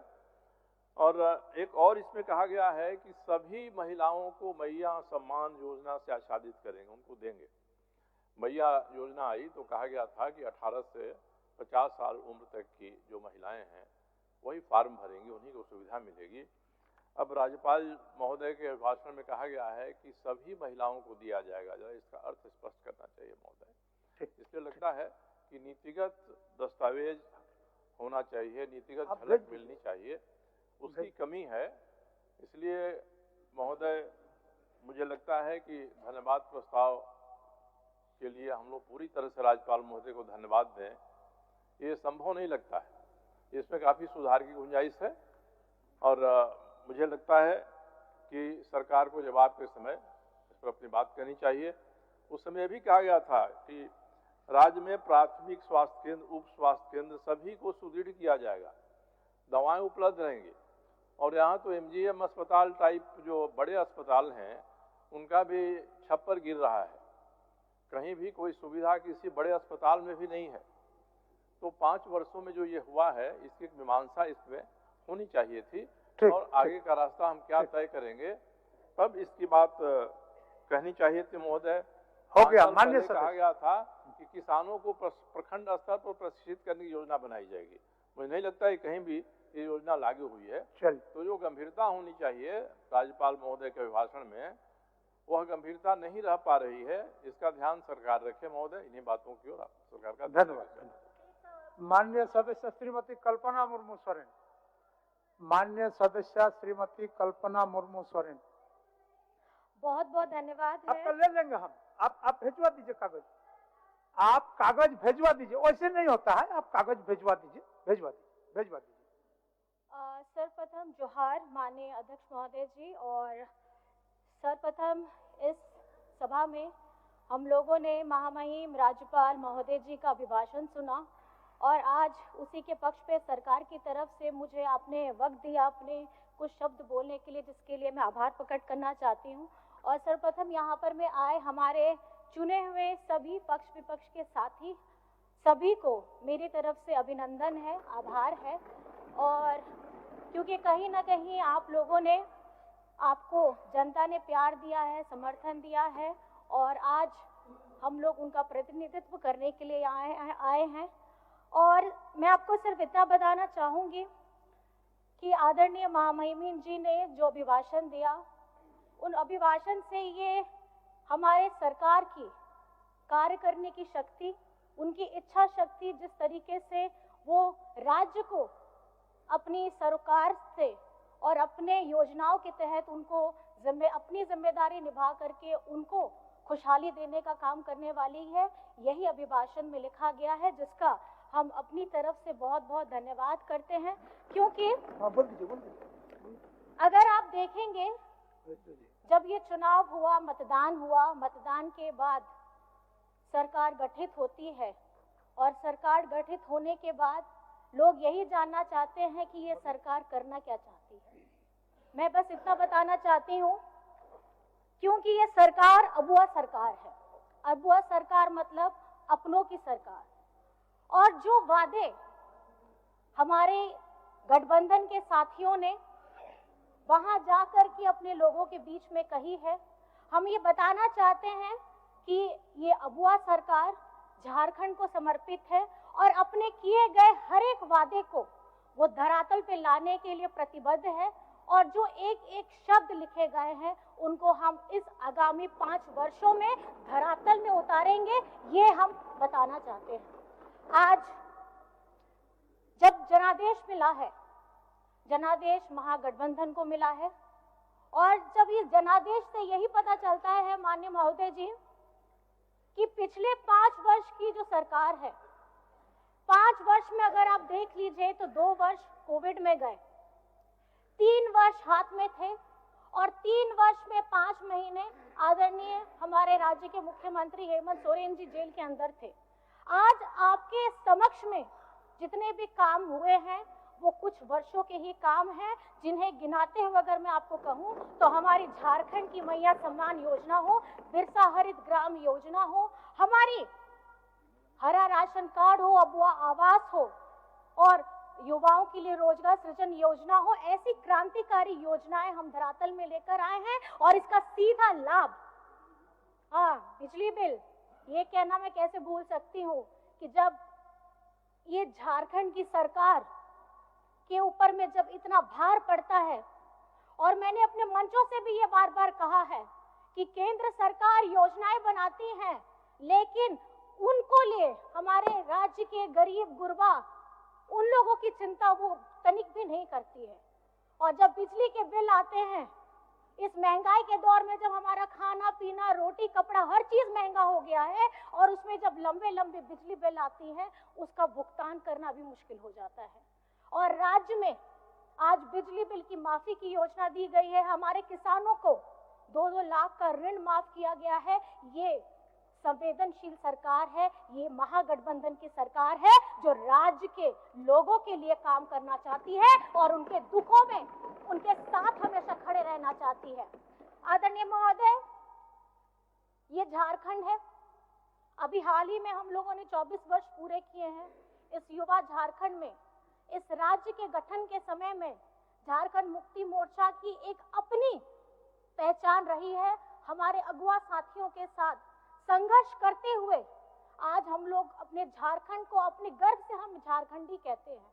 मैं ये बताना चाहती हूँ, इस राज्य में जब किसी ने भी इस राज्य का नाम भी नहीं सोचा था, ये उपज है झारखंड मुक्ति मोर्चा की। और आज आदरणीय दिशमगुरु शिबू सोरेन जी के नेतृत्व में हम एक झारखंड बनाने का सपना भी पूरा किए हैं। और आज झारखंड में महागठबंधन की सरकार के 5 साल पूरे होने के बाद ये झारखंड में पहली बार है कि दोबारा महागठबंधन की सरकार आई है, क्योंकि ये राज्य की अगुआ सरकार है।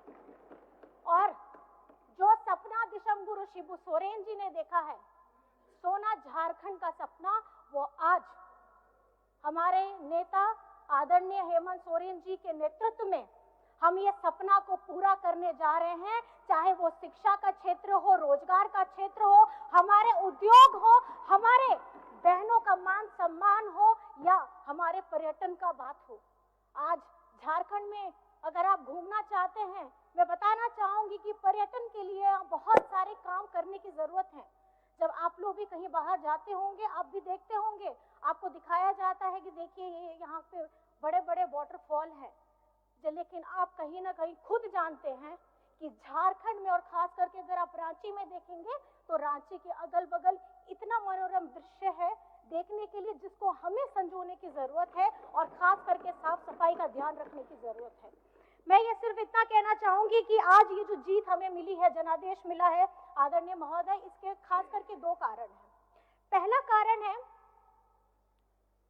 हमारी जनता का बीजेपी के ऊपर में गुस्सा इसलिए क्योंकि 2019 में जब जनादेश हमारी गठबंधन सरकार को मिला, इन्होंने गिराने का क्या क्या नहीं कर्तव्य किया है ये आप लोगों को सबको पता है आदरणीय महोदय।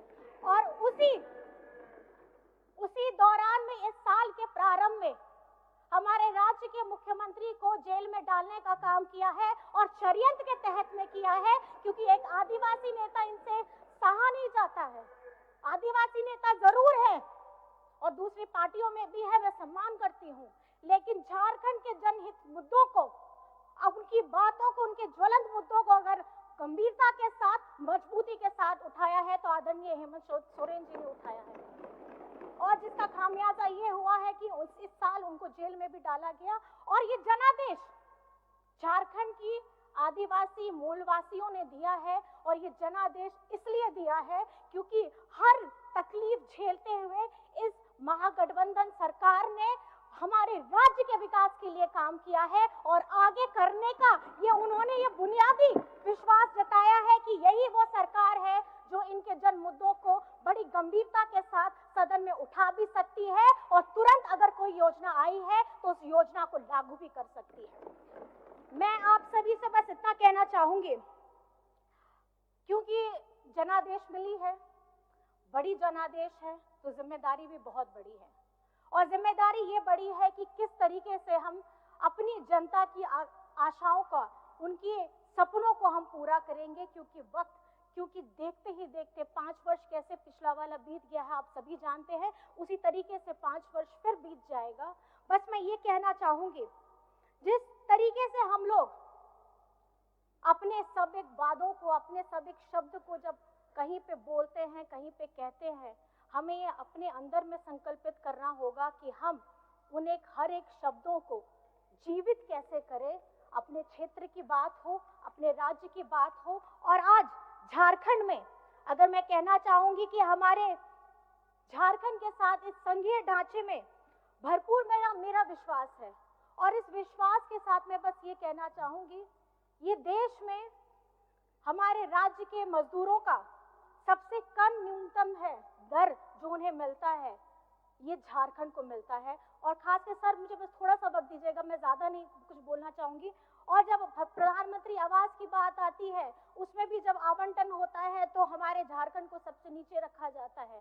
जब खेलो इंडिया की हमारी बात आती है तो उसमें जो सबसे कम पैसा होता है वो झारखंड को मिलता है। तो ये संघीय ढांचा है जिसमें मेरा पूरा जोर होगा कि हमारी केंद्र सरकार उसी तरीके से झारखंड को देखे, जिस तरीके से गुजरात को देखती है, जिस तरीके से महाराष्ट्र को देखती है, जिस तरीके से छत्तीसगढ़ को देखती है। झारखंड गरीब नहीं है, झारखंड को गरीब बनाया जा रहा है। और मेरा सभी से निवेदन ये रहेगा कि आप पार्टी से बढ़ करके, उठ करके झारखंड के मुद्दों पर अपनी आवाज को बुलंद करेंगे, चाहे आप किसी भी दल से क्यों ना हो। और अंत में सर ये मैं कहना चाहूंगी, बातें बहुत सारी भी है, हमारा राज्य का बकाया 1,36,000 करोड़ हो, हमारे पिछड़ों का 27% का आरक्षण हो, हमारा सरना आदिवासी धर्म कोड हो, हमारा खतियान आधारित स्थानीय नीति हो, हमारी हो भाषा, कुड़ुक भाषा, हमारी जितनी भी जनजातीय भाषा है उन सभी को हमको पहचान देनी है। और उसके साथ में जिस तरीके से हम लोगों ने मुंडारी भाषा भी, हमारी बहुत सारी भाषाएं हैं, मैं चाहती हूँ क्योंकि ये संस्कृति हम आदिवासी समाज से आते हैं और पूरे गर्व के साथ कहते हैं कि ये हमारी पहचान है, चाहे हमारी संस्कृति, हमारी भाषा, हमारी बोली, हमारे खान पान, हमारे रहने सहने का तरीका हो, हम ये झारखंड राज्य है सर। और मैं ये कहना चाहूंगी कि जब गर्व से हम अपनी भाषा का सम्मान करते हैं, हम अपने रहन सहन को बोलते हैं, तो हम झारखंडी होने का भी गर्व पाते हैं। और आज जिस तरीके से हमारे झारखंड में महिला शक्ति ने अपना प्यार, सम्मान, अपना आशीर्वाद दोनों हाथ उठा करके इस महागठबंधन सरकार को दिया है, मैं आज इस संसद के, इस सदन के मन से मैं यही कहना चाहूंगी, उन सभी मतदाताओं को बहुत बहुत धन्यवाद करना चाहूंगी। और उन सभी माताओं को जो आज घर में बैठ करके सिर्फ ये नहीं देखती कि सरकार किसकी बन रही है, बल्कि घर से बाहर निकल के बूथ में बटन दबा के ये बताती है और अपना राजनीतिक ढंग, उनको राजनीतिक नेता कैसा चाहिए वो ये बताने का प्रयास करती है। 2 शब्द है दो शब्द है कि जब है नारी में शक्ति सारी, जब नारी में है सब शक्ति सारी, तो फिर वो क्यों बन रही है बेचारी? क्योंकि आने वाला वक्त, आने वाला कल, ये सदन जिस तरीके से हम महिलाओं के लिए 33% की बात करते हैं, और यहाँ पे आप लोगों को महिलाओं की संख्या बढ़ी हुई मिलेंगी, ये हम सबको सुनिश्चित करना है। और हमारी 12 महिलाएं जो यहाँ पर में आई हैं, अब 12 से 24 कैसे करिएगा, ये आप सभी को अपनी बातों के द्वारा, अपने कामों के द्वारा, अपने दृढ़ निश्चय के द्वारा ये संकल्पित करना है। और हमारी सरकार जिस तरीके से सारी योजनाएं धरातल पे लेकर के आना चाहती है, मैं बहुत बहुत धन्यवाद करना चाहती हूँ इस मंच से कि झारखंड में चाहे आप किसी भी वर्ग से क्यों ना आते हो, आपका सभी का, झारखंड वासियों का समग्र विकास होगा। ये महागठबंधन सरकार ने प्रण लिया है और ये फिर से 5 साल के बाद मैं ये कहूंगी, ये भरोसा बरकरार रहेगा और ये हेमंत सरकार दोबारा आएगी, हम ये सुनिश्चित करेंगे। और अपनी बातों को बहुत बहुत मैं आपको धन्यवाद करना चाहती हूँ और नारी शक्ति को धन्यवाद करना चाहती हूँ, हमारे वीर शहीदों को नमन करना चाहती हूँ। जय हिंद, जय झारखंड। माननीय सदस्य जनार्दन पासवान जी, निर्मल कुमार महतो जी और जयराम कुमार महतो जी, 1-1 मिनट समय है, 1-1 मिनट के अंदर बोलिए। जनार्दन पासवान जी बोलिए।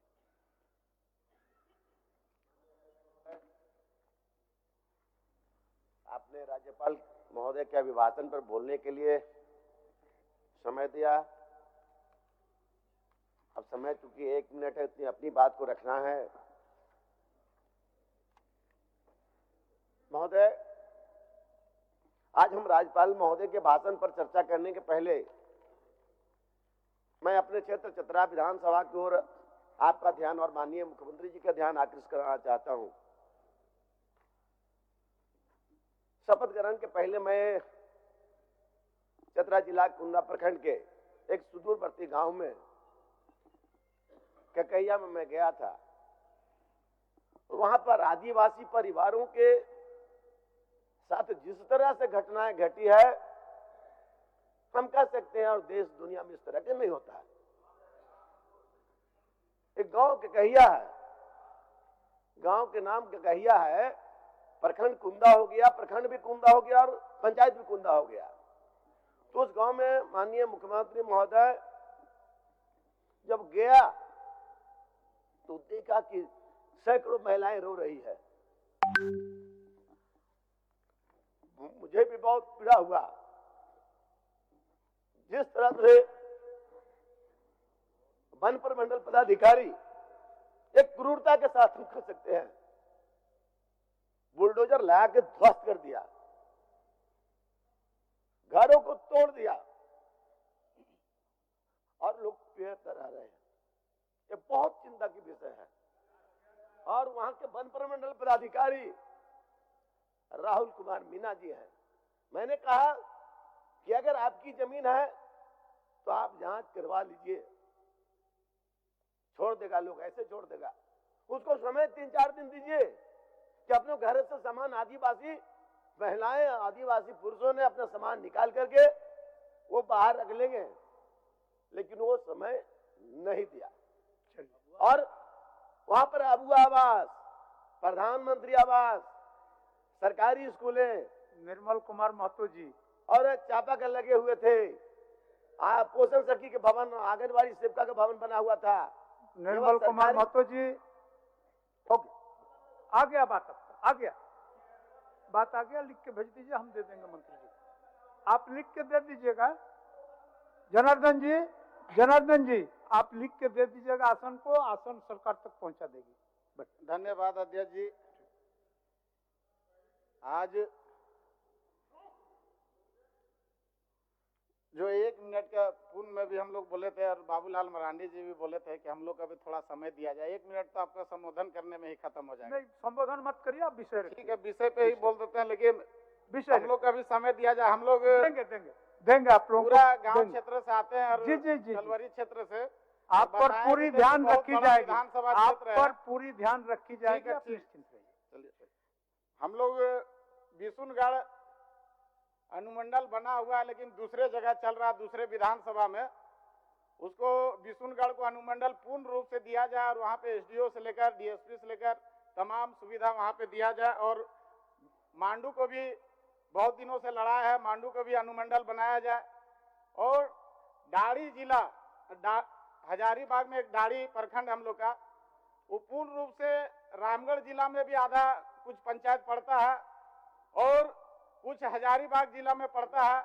उसको बहुत सा छात्र लोग का दिक्कत भी होता है, या कोई हम लोग कलवरी क्षेत्र से आते हैं तो हमेशा दिक्कत होता है, जमीन से लेकर सब चीज। डीसी आधा रामगढ़ में पड़ता है डीसी, और आधा हजारीबाग में पड़ता है। हम लोग चाहते हैं कि पूर्ण रूप से डाड़ी प्रखंड को रामगढ़ जिला में शामिल किया जाए, जो 8 किलोमीटर मात्र है और आपका 56 किलोमीटर हजारीबाग है। माननीय सदस्य जयराम महतो जी, थोड़ा सा एक सेकंड सर, एक सेकंड। और चैनपुर प्रखंड हम लोग का पिछले बार भी हम बोले थे धन्यवाद प्रस्ताव में कि आप चैनपुर को, जो पिछले बार प्रस्ताव पारित भी हो गया था प्रखंड का, जो हम लोग का कर्मा चैनपुर प्रखंड में पारित भी हो गया था, उसको पुनः हम लोग चाहते हैं कि प्रखंड बनाया जाए। बहुत दूर पड़ता है लोगों का, और कर्मा को भी प्रखंड बनाया जाए और चैनपुर को भी प्रखंड बनाया जाए।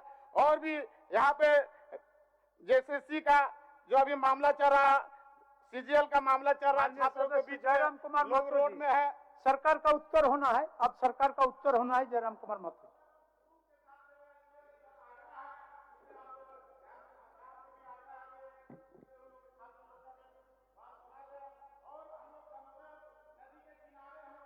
पूरा मांडू विधानसभा क्षेत्र रोज 10-20 ट्रैक्टर या गाड़ी पकड़ के पुलिस बिना मतलब के बालू में तंग करता है, या उसको टेंडर किया जाए या मुफ्त बालू दिया जाए। जयराम जी, माननीय सदस्य जयराम जी, बोलिए बोलिए आप बोलिए। धन्यवाद अध्यक्ष महोदय। मैं माननीय राज्यपाल महामहिम के अभिभाषण की सराहना करने के साथ साथ अभिभाषण के विपक्ष में कुछ बातें रखना चाहता हूं। माननीय राज्यपाल के अभिभाषण क्रम संख्या 6 में केंद्र सरकार से 1,36,000 करोड़ वापस लाने की बात कही है, और सही भी है, और हर एक राज्य को उसका बाकी पैसा मिलना चाहिए, उनका हक मिलना चाहिए। लेकिन अध्यक्ष महोदय, मैं आपके माध्यम से सरकार से पूछना चाहता हूं कि राज्य के सभी बैंकों ने मिलकर 2019 से 2024 तक 5,55,018 करोड़ रुपए दूसरे राज्यों को भुगतान करने का कार्य किया है। बैंक में जो पैसा डिपॉजिट होता है वो दूसरे स्टेट को जाता है, और अगर अभी देखा जाए तो झारखंड का सीडी रेशियो मात्र 36% है, जबकि आप तुलनात्मक अध्ययन करें तो आंध्र प्रदेश का सीडी रेशियो 110 के आसपास होता है, तमिलनाडु का सीडी रेशियो 115 के आसपास होता है। अगर, और सबसे महत्वपूर्ण बात कि बैंकर समिति के अध्यक्ष माननीय मुख्यमंत्री होते हैं, अगर इस पैसे को हम लोग बचा के अपने राज्य में ले आते हैं तो लोन के माध्यम से यहाँ के युवा, यहाँ के महिलाओं को अगर निर्गत कराते हैं तो बहुत बड़ी समस्याओं का निदान होगा। इसलिए मैं चाहता हूं कि सत्ता का ध्यान इस ओर आकृष्ट हो। मैं आगे, अध्यक्ष महोदय, राज्यपाल महोदय ने अपने अभिभाषण में शहीदों का जिक्र किया, शहीदों के विचारों को आत्मसात करने का जिक्र किया, लेकिन मैं कहना चाहता हूं कि शहीदों के उन्हें माला चढ़ाना, उनके विचारों को आत्मसात करने से कहीं ज्यादा जरूरी है शहीदों को सम्मान देना।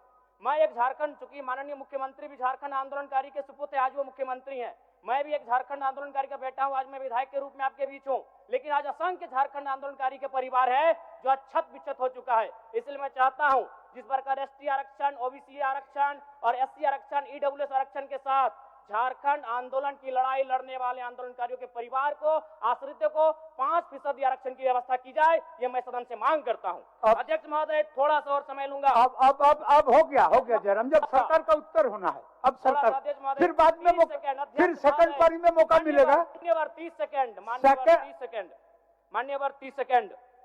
चलिए बोल लीजिए।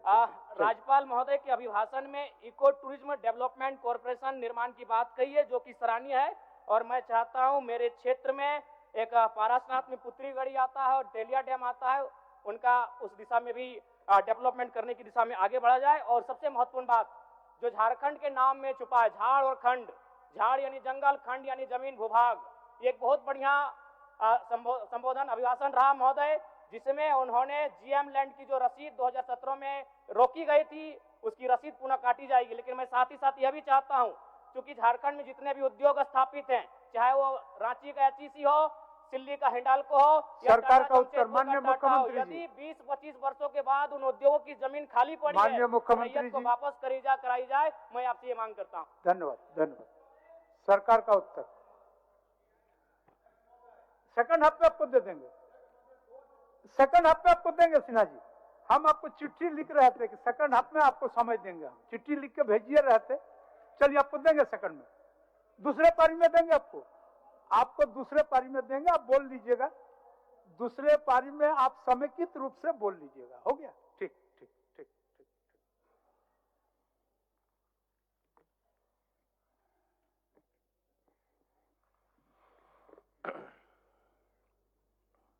अध्यक्ष महोदय, आज सदन में माननीय राज्यपाल महोदय द्वारा पढ़ा गया अभिभाषण पर चर्चा हो रही है और मुझे लगता है अध्यक्ष महोदय, राज्यपाल महोदय जिन्होंने ये अभिभाषण सदन को सुनाया, ये अभिभाषण अध्यक्ष महोदय मुझे लगता है कि इससे पूर्व में जितने भी अभिभाषण पढ़े गए हैं उन सब में सबसे छोटा और सबसे अधिक दूरदर्शिता के साथ दिखाया गया अध्यक्ष महोदय। और ये अभिभाषण नहीं अध्यक्ष महोदय, ये अभिभाषण राज्यपाल जी के द्वारा जो पढ़ा जाता है, पूर्व में भी पढ़े गए और इस बार भी पढ़ा गया, सदन को बताया गया। अध्यक्ष महोदय, ये अभिभाषण नहीं, ये सरकार का एक श्वेत पत्र होता है और इससे बिल्कुल ये स्पष्ट है कि सरकार झारखंड के लिए क्या करना चाहती है और इस राज्य को किस दिशा में ले जाना चाहती है।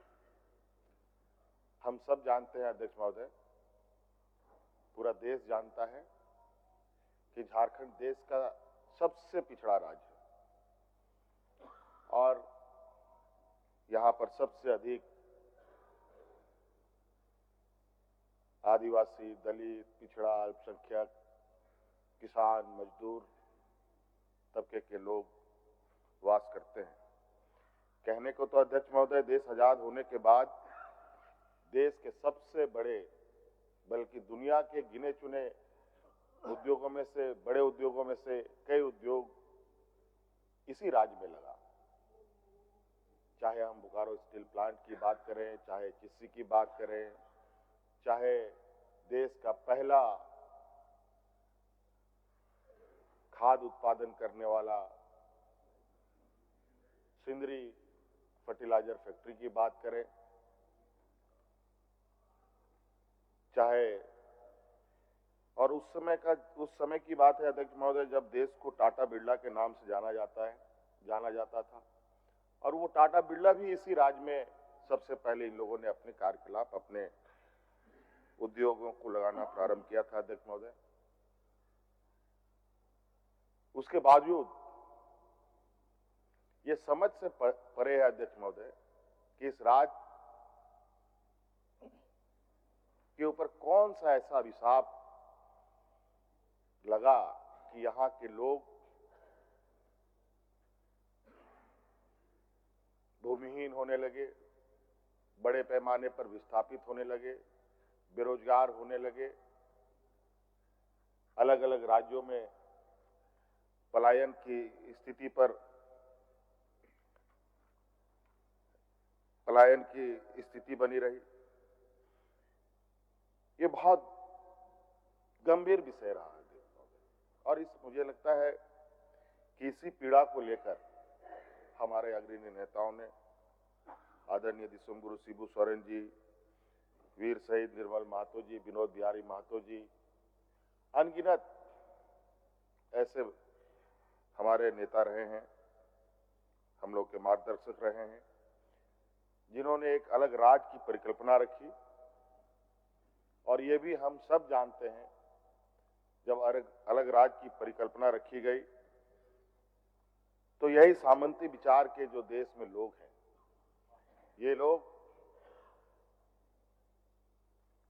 हमारे उन अग्रणी नेताओं पर कटाक्ष करते थे, हंसी उड़ाते थे। क्या ये आदिवासी लोग, माझी लोग अलग राज ले पाएगा? ये लोग तो हड़िया दारू पी करके पेड़ के नीचे पड़ा रहेगा। अध्यक्ष महोदय, हमें गर्व है उन महापुरुषों के ऊपर जिन्होंने अपना लक्ष्य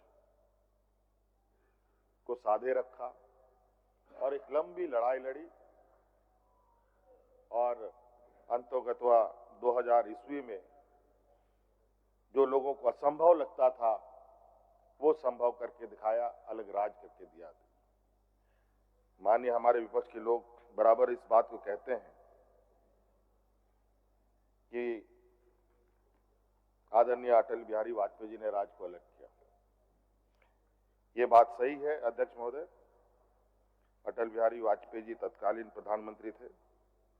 उन्होंने इस बात पर मुहर लगाई जरूर, लेकिन ये भी सत्य है अध्यक्ष महोदय कि गरीब, गुरुआ, किसान, मजदूर, इन सब लोगों को कोई हक, अधिकार उसके घर पे लाके नहीं देता है अध्यक्ष महोदय, उसके दरवाजे पे लाके नहीं देता है अध्यक्ष महोदय।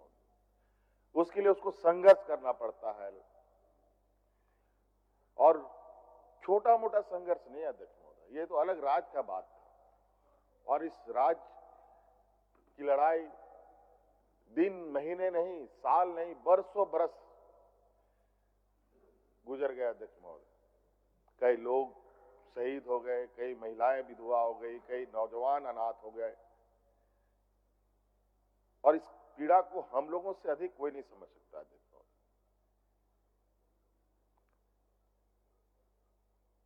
2000 ईस्वी के बाद 2019 तक इस राज को क्या मिला अध्यक्ष महोदय? शायद 2019 में अगर हम लोग की सत्ता नहीं आती अध्यक्ष महोदय, मुझे नहीं लगता है कि इस राज को कोई बचा सकता था। ये एक ऐसे दलदल में इसको ढकेलने का प्रयास हुआ अध्यक्ष महोदय कि जहां ये दोबारा उभर ना पाए। और अध्यक्ष महोदय, उस समय याद कीजिए, लोग यहां हाथ में राशन कार्ड लेकर के भात करके मर रहा था अध्यक्ष महोदय। किसान आत्महत्या करने के लिए मजबूर थे अध्यक्ष महोदय। कई किसानों ने आत्महत्या किया अध्यक्ष महोदय, उसका गवाह मैं भी रहा हूं अध्यक्ष महोदय। मैंने देखा उन किसानों को जिन्होंने आत्महत्याएं की, जो भूख से मरे अध्यक्ष महोदय, उनको भी मैंने अपनी आंखों से देखा। ये स्थिति हमारे विपक्ष के लोगों ने इस राज का एक लंबे शासनकाल में इन लोगों ने बनाया अध्यक्ष महोदय। और अध्यक्ष महोदय, हम लोगों की सरकार 2019 में महागठबंधन की सरकार बनी, और उस समय भी सरकार को सत्ता से बेदखल करने के लिए कई तरीके के हथकंडे अपनाए। मैं नहीं जाना चाहूंगा उस विषय पर, लेकिन उन वक्त का मैं कुछ विषय आपके सामने रखता हूं कि जो हम लोग चूंकि राजनीतिक क्षेत्र में है तो इन सब चीजों पर नजर रहती है कि राज अलग होने के बाद कभी भी इस राज में किसी के चेहरे पर, किसी के, चाहे वो सरकारी कर्मचारी हो, चाहे आम नागरिक हो, गरीब गुरुआ हो, महिलाएं, किसी के, सब डरे सहमे अपनी जिंदगी कैसे जिए उसी पर वो लोग संघर्ष में लगे रहे। लेकिन अध्यक्ष महोदय, 2019 में प्रोजेक्ट भवन से मंत्रिमंडल सचिवालय तक,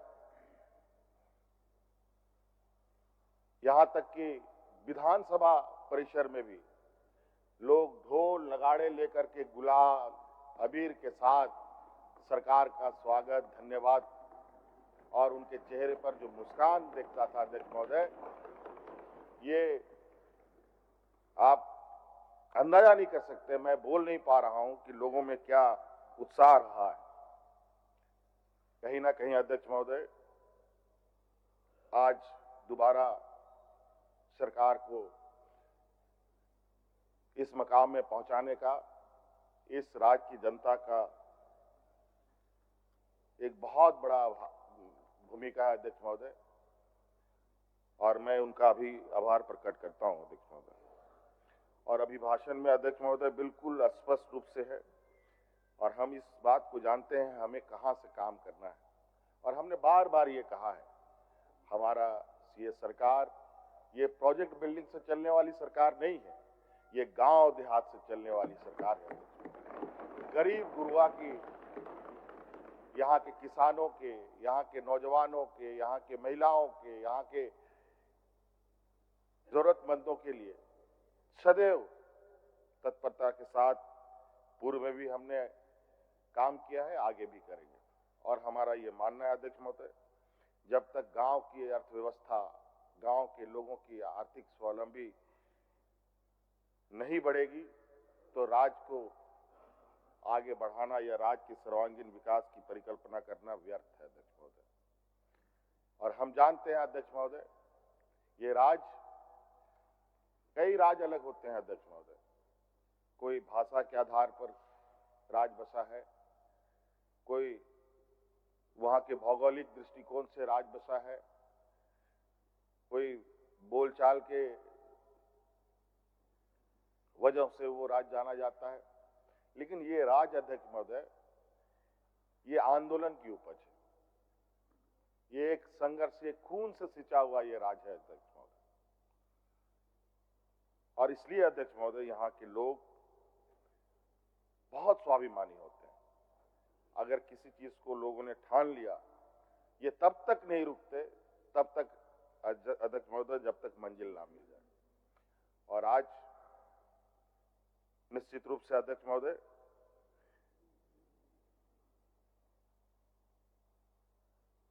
राज्यपाल महोदय के अभिभाषण में हमारा लक्ष्य स्पष्ट है। इस राज्य के हर वर्ग और जो हमारे शहीदों का सपना है, उसको पूरा करने का हम लोग, पूरी सरकार कटिबद्ध है अध्यक्ष महोदय। और आप देखेंगे अध्यक्ष महोदय, हम लोगों ने तो लगभग 2019 के सरकार के कार्यकाल में लगभग राज्य के सर्वांगीण विकास के नींव हम लोगों ने डाल दिए। अब उस पर बिल्डिंग खड़ा करने की आवश्यकता है अध्यक्ष महोदय।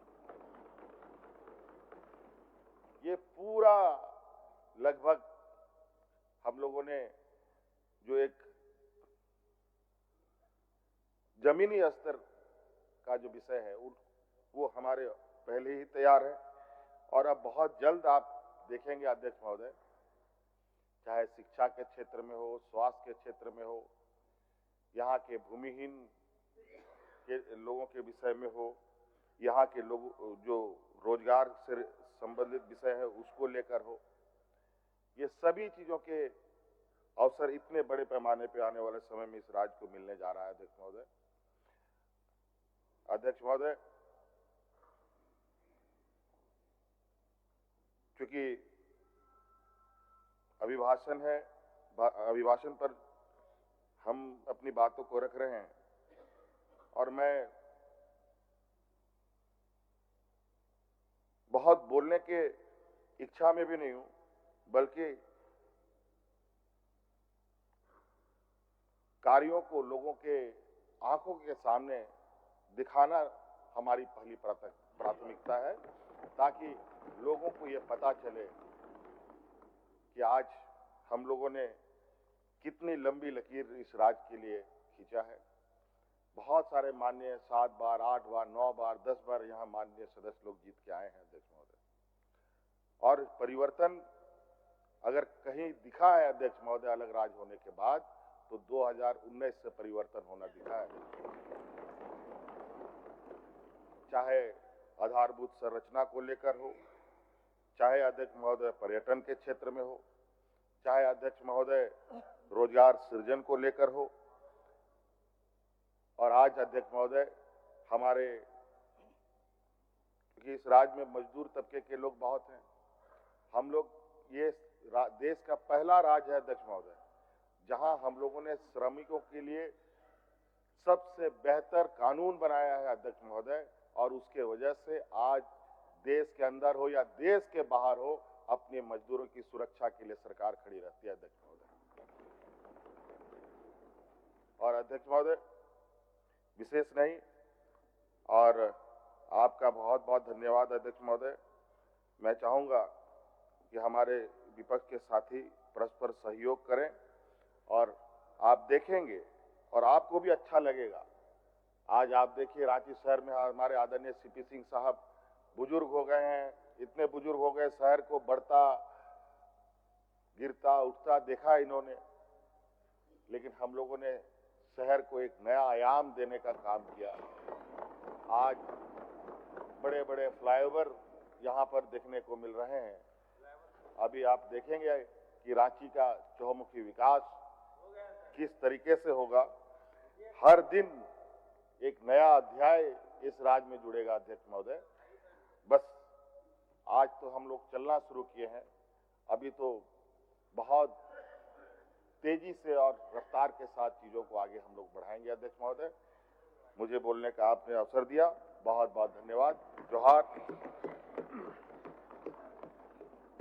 अब मैं प्रोफेसर स्टीफन मारंडी सौ विश्व द्वारा प्रस्तुत एवं श्री प्रदीप यादव सौ विश्व द्वारा समर्थित मूल प्रस्ताव को लेता हूं।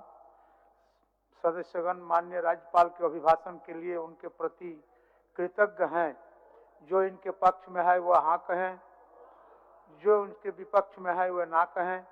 मैं समझता हूं कि पक्ष में बहुमत है, प्रस्ताव स्वीकृत हुआ।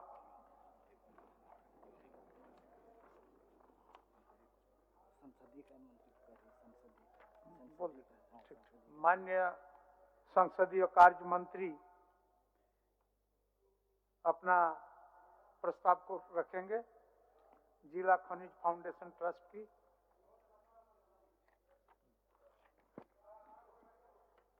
माननीय अध्यक्ष महोदय, मैं जिला खनिज फाउंडेशन ट्रस्टों के वित्तीय वर्ष 2020-21 एवं 2021-22 के वार्षिक प्रतिवेदन एवं राज्य स्तर पर तैयार समेकित प्रतिवेदन की एक एक प्रति सदन पटल पर रखता हूं। नेता विधायक दल झारखंड मुक्ति मोर्चा के अनुरोध के आलोक में 6वीं झारखंड विधानसभा में श्री मथुरा प्रसाद महतो 100 को झारखंड मुक्ति मोर्चा सत्तारूढ़ दल का मुख्य सचेतक के रूप में मान्यता प्रदान करता हूं। माननीय सदस्यगण, आज दिनांक 12/12/24 को माननीय मुख्यमंत्री, माननीय मंत्रीगण, माननीय सदस्यों के लिए ग्रुप फोटोग्राफी विधानसभा के पोर्टिको संख्या 1 के पास होनी है। आप सभी से अनुरोध है कि अभी सभा के प्रथम पाली की कार्यवाही समाप्ति के तुरंत बाद आप यथास्थान उपस्थित होने की कृपा करेंगे ताकि आप सबों का सामूहिक फोटोग्राफी हो सके। माननीय सभा सदस्यगण, सभा की कार्यवाही 2 बजे अपराह्न तक के लिए स्थगित की जाती है।